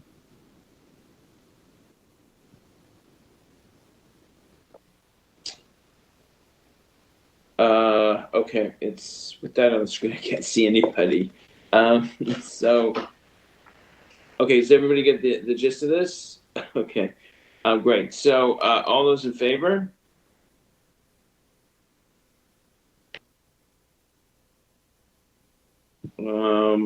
Councillor McKelvey? Yep. In favor? I saw two hands go up. I'm sorry, my screen. Let's take that vote again. So it's on Deputy Mayor Minnan-Wong's motion to have bullards and planters on a cost recovery basis to religious institutions. Oh, sorry. I thought this was on Councillor Cole's original. No, we'll get to that one. We'll get to that one in a minute. This is why I don't like walk-on motions. Okay, so on Deputy Mayor Minnan-Wong's motion, all those in favor? Opposed? That does not carry. On Councillor Cole's amendment. Is this the original thing he put forward? Yeah, and then we'll move the item as amended. He has amended his own motion. Okay, these are his amendments. Okay. These are his amendments. Yeah. All those in favor? Okay, and the item is amended. We don't need to do the item as amended. Oh, I'll put me opposed on the second one then. I thought we had to do item as amended. Mr. Chair, I wanted to vote against the clause. I thought that we would go for items. Yeah, we amended the item. I don't know why we're not doing item as amended. Anyway, I want to be in an you want a opposition recorded vote? to spending more money. Do you want a recorded vote? I just want to take a revote. This wants to be listed opposed, Mr. Chairman. Let's move on. We took the vote. Just list Councillor Minawong as opposed. It wasn't a recorded vote. Madam Clerk, can you just put Deputy Mayor Minawong in the negative? Yep. We would need to take a recorded vote. Oh, that's what I thought. Okay, so we have to vote on that again. Okay. All those in favor? So all those in favor on Deputy Mayor Minawong's amendment? Oh, no. Wait. No. No, that was defeated. No. No, that was defeated.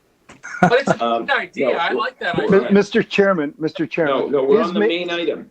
No. His making a fuss about it kind of puts him in opposition anyways. Let's just move on. He's noted it.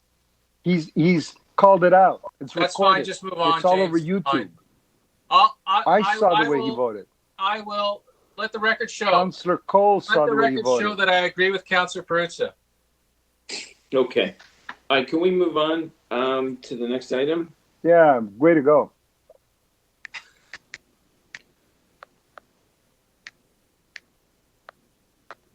Carry on. Okay. Thank you. I'm sharing 3 screens here. Okay, so increasing oversight in the utility cut process. This is Councillor Peruzza's item. Hope everyone's taking a look at it. Questions for staff? No. Speakers? No? Okay. Mr. Chairman, it's just simply a report request because, we got lots of utility cuts and it's just about, sort of figuring out how we get, a better product at the end of the day. Because we're getting a lot of complaints. Like my office is getting inundated with complaints about the utility companies, Rogers, Bell, Hydro, you name it. And it's just a report request, figuring out or trying to get some clarity on this thing in terms of how we manage all of that work. Okay. Thank you. Yeah, fair enough. Yeah, we get the same complaints. Okay.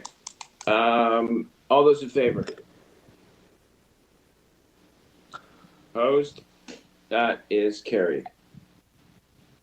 We have a deputant. Darnell has joined us for item 17, the mobility greenwell. Darnell, are you on the line? Darnell? Thanks for having us. Apologies again. Okay, great. So, good. Thanks for joining us. And you have 5 minutes. I said thanks for having us, and apologies again for that blooper reel. Now have your first one. All right, great. I thought I killed the mic and the camera.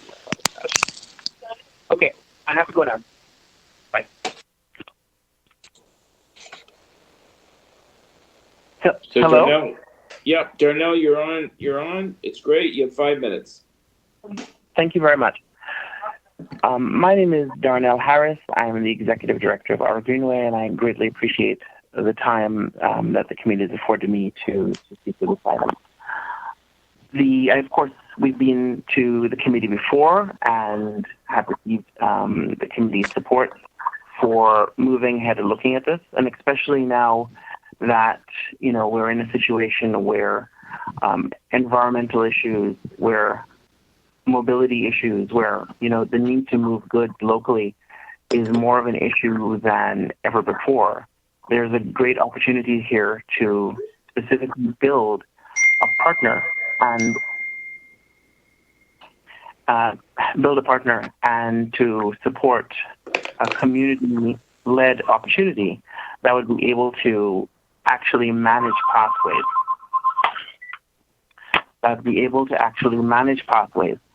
As well as work with the city as a long-term partner, similar to other groups and conservancies have done. Now, the committee has, of course, passed many efforts and motions similar that would be able to support such activity. And we would like to work with the community and the city with that within the Northwest, which would be the first time that something has been done to this scale, certainly within the suburban area. So I thank you very much, and we look forward to being a helpful partner to the city and being involved in the conversations that this motion is requesting. Thank you very much. I yield my time to the chair. Great. Well, thank you, Darnell. Are there any questions for the deputant? No? Okay. Thank you, and thank you very much for all the work you're doing on this project. It's a great news story. We just have to get it going. Okay, so we're on the item. Questions for staff?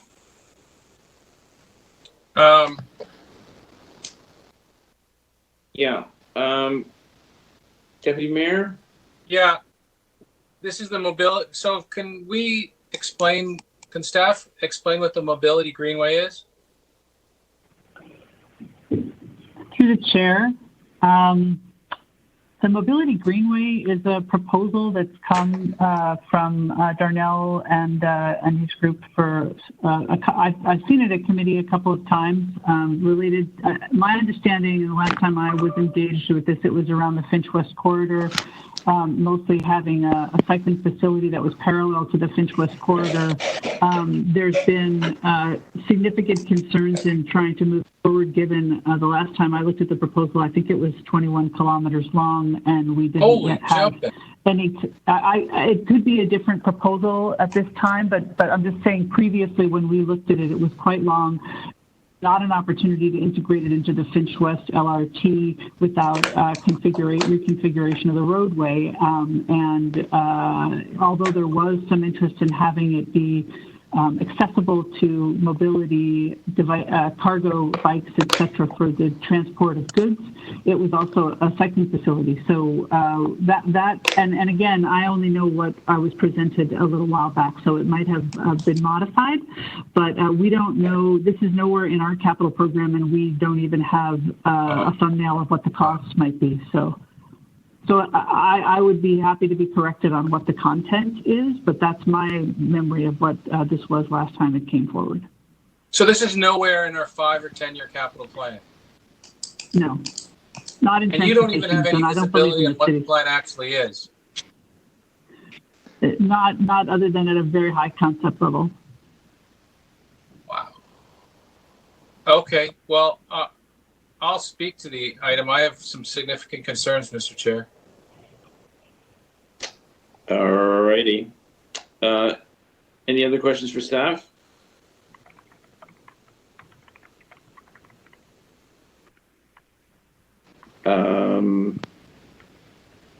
Speakers? Yeah, I'll speak. Okay. Deputy Mayor? Yeah, I simply want to refer this to staff.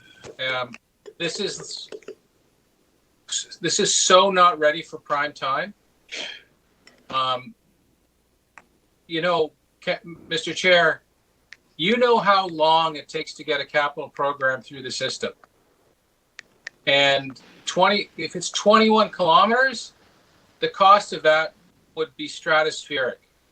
I've got a project that I've been working on for 10 years, and I'm only like 60% through, and I still don't have all the funding. We can't be sort of short-circuiting the process at the cost of other projects with limited funding available. there's a way to get this through the system properly. This is not it. And so I would just simply, respectfully tell the councillor that he has to work this through staff through the capital budget process, and it has to be considered within all the other capital projects that we're considering. I'm very just on something that of this size and magnitude with this one pager. I'm very uncomfortable with it. So I move a referral to staff.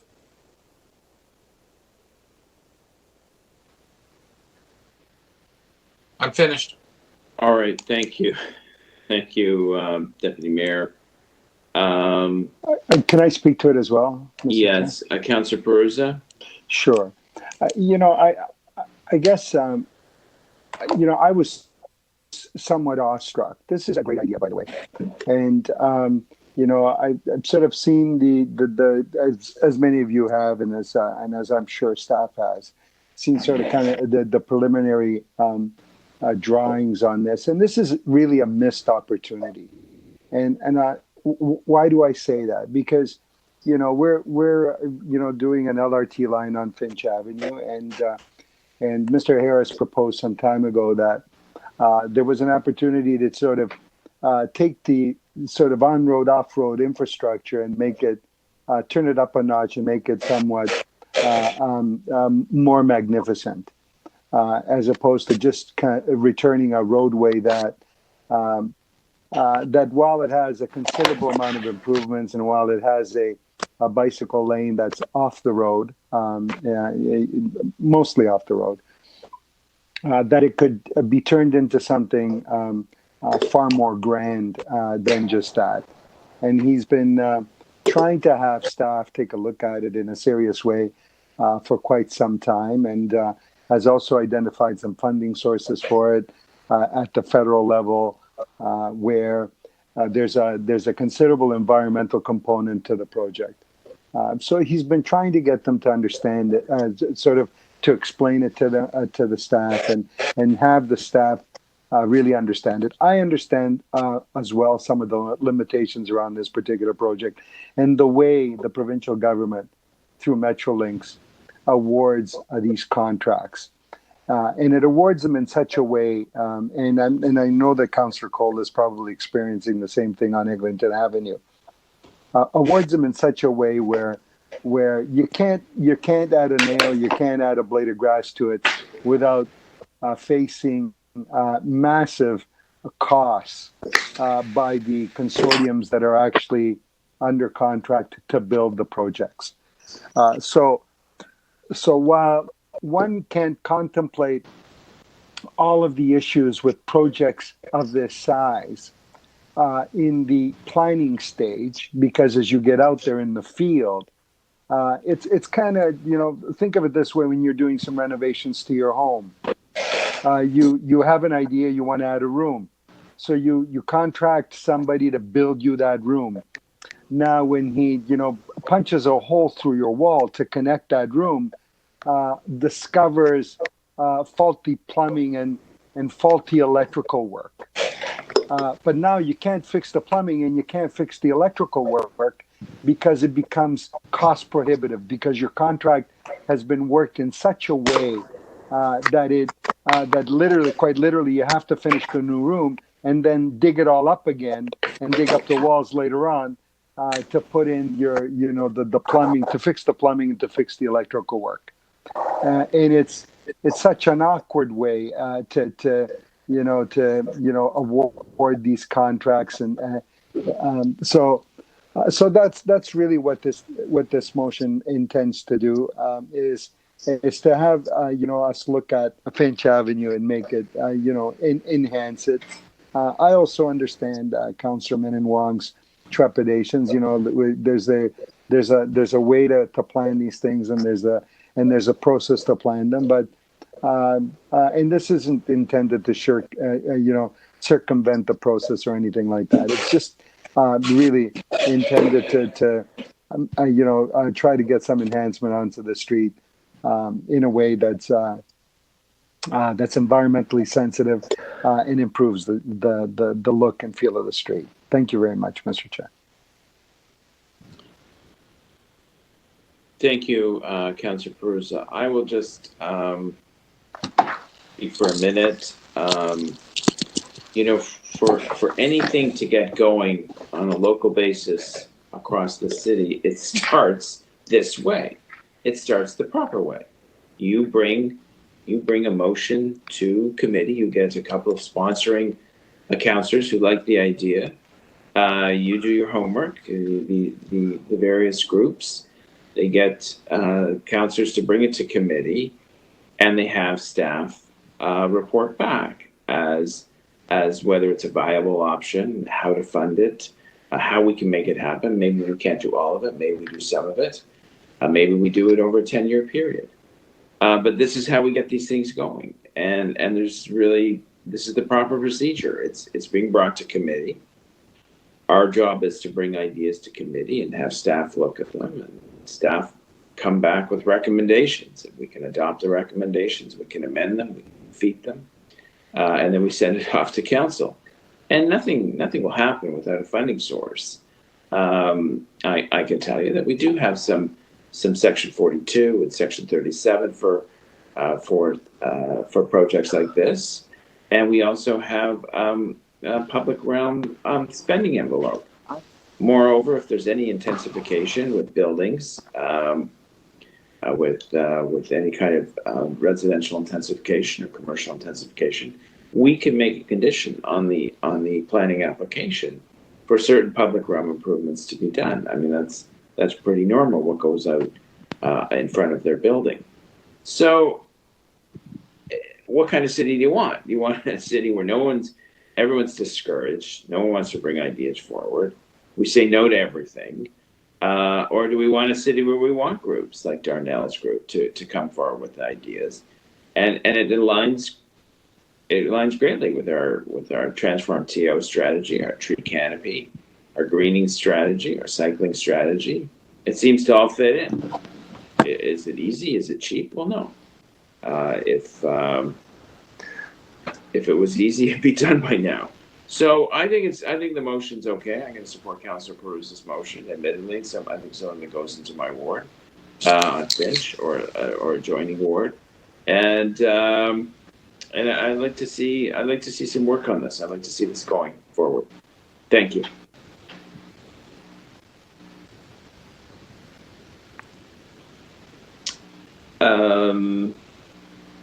Any other speakers? We're good? Okay, so we can vote on it. We put the motion on the screen.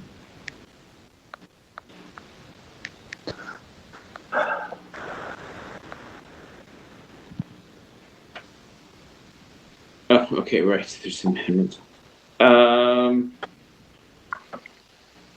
Okay.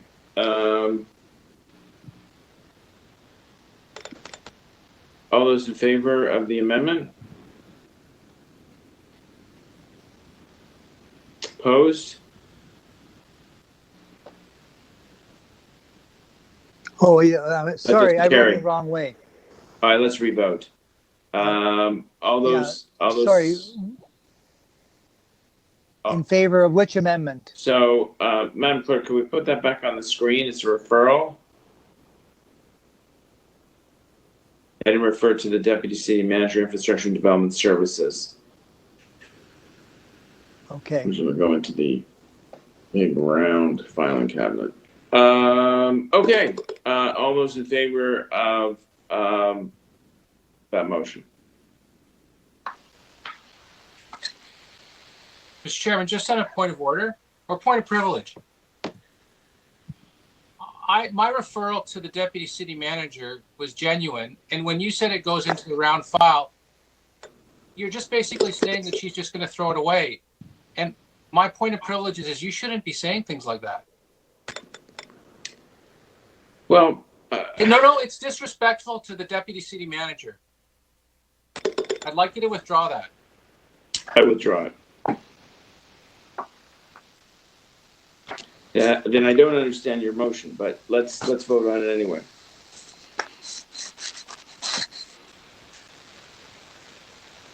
I don't understand your speech and your motion, but there's a disconnect between what you said, what you moved, and what you just asked me to I'd do. explain it to you. Mr. Chairman, we're voting. Oy Let's just just vote. vote. Let's just vote. Yeah. Let's vote. Okay. If we could put the motion back on the screen, I retract my remarks, and they should be ignored. He actually wanted you to say the black hole. You use the filing cabinet, so that's what he's offended by, right? Black hole. Next time, use the black hole. Okay, all those in favor? Opposed?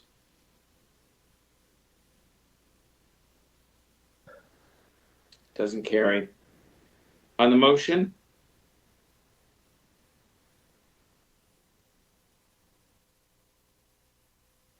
Favor? Opposed? That's carried. Okay. I'm just going to bring up the next item.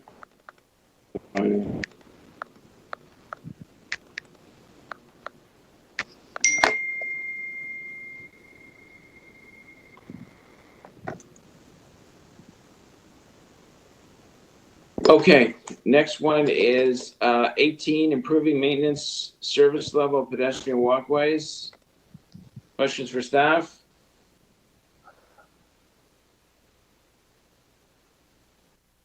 Speakers? Yeah, Mr. Chair, just brief introduction.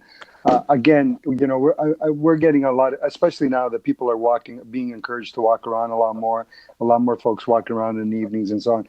We have a whole bunch of laneway connections between neighborhoods in my ward, and we're getting a lot of complaints about maintenance and how they're maintained and so on. So my motion, just as a report request, asking our staff to look at that and see who's responsible for what and how we might, if there is a way to enhance that service so that people can can walk through those laneways and not just, you know, at the end of it, get on their phone and call us as councillors and complain about the state of them. Okay. Thank you. Thank you, Councillor Bruce. Any other speakers on this item? Okay, let's vote on the item. All those in favor? Opposed? That is carried. And Mr. Chairman, just before you go, I just want to apologize to Councillor Min Wong. I respect him a great deal, and I shouldn't have interjected in that process. Okay, and I want to apologize to him because I know he was being sincere in referring the item to a process that he believes should be followed. So thank you so much for that. Okay. I appreciate your comments. Maybe we're all a little tired. Okay, so we're on the last item. I believe item number 19, and there was an amendment.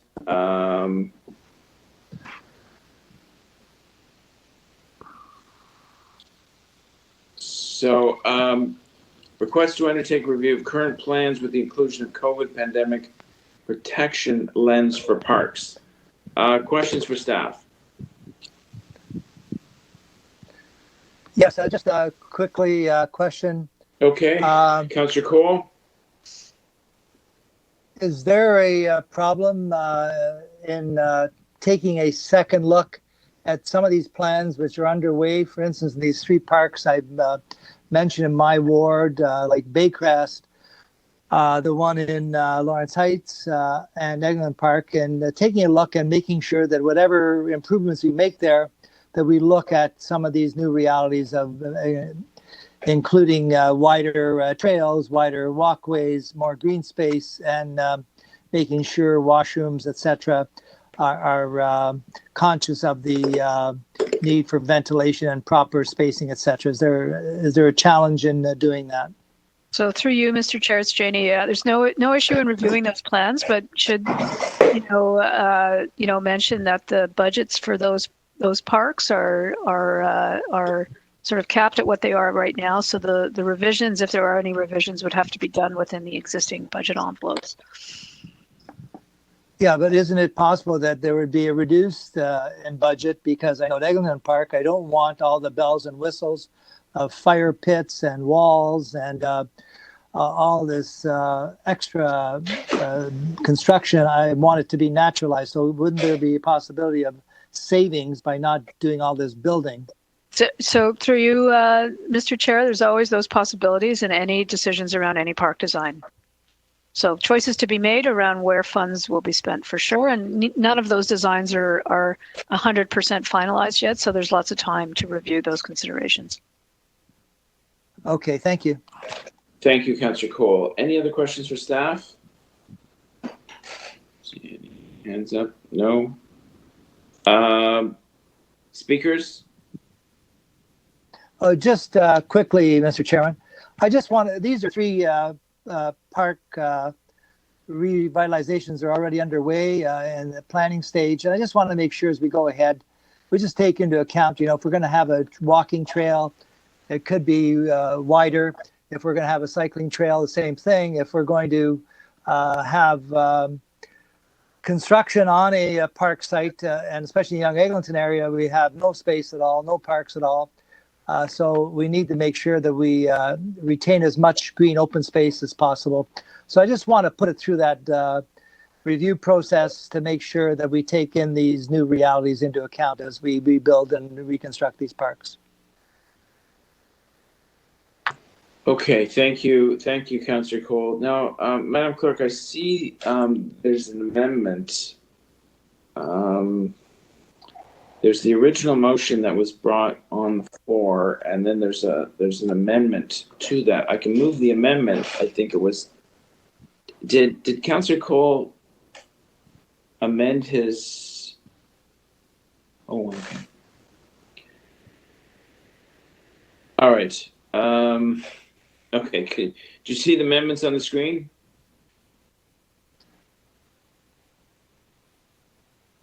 Yes, I'm fine with it. Yeah, so I think these were my suggestions because I believe our Toronto Office of Recovery and Rebuild is supposed to look at all these elements. So it's good that they get in the loop on this conversation because they're not only set up to recover from this pandemic, but to prepare for future crises. So yeah, I'm fine with that. Yeah. Amendment. Okay. All right. So I guess Madam Clerk will vote on my amendments first, and then the item is amended. Just on your amendment, that's all. And that's it. We're done. Okay. We can put the item on the screen and go to a vote.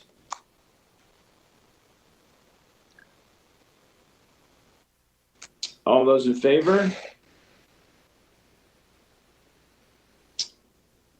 Opposed?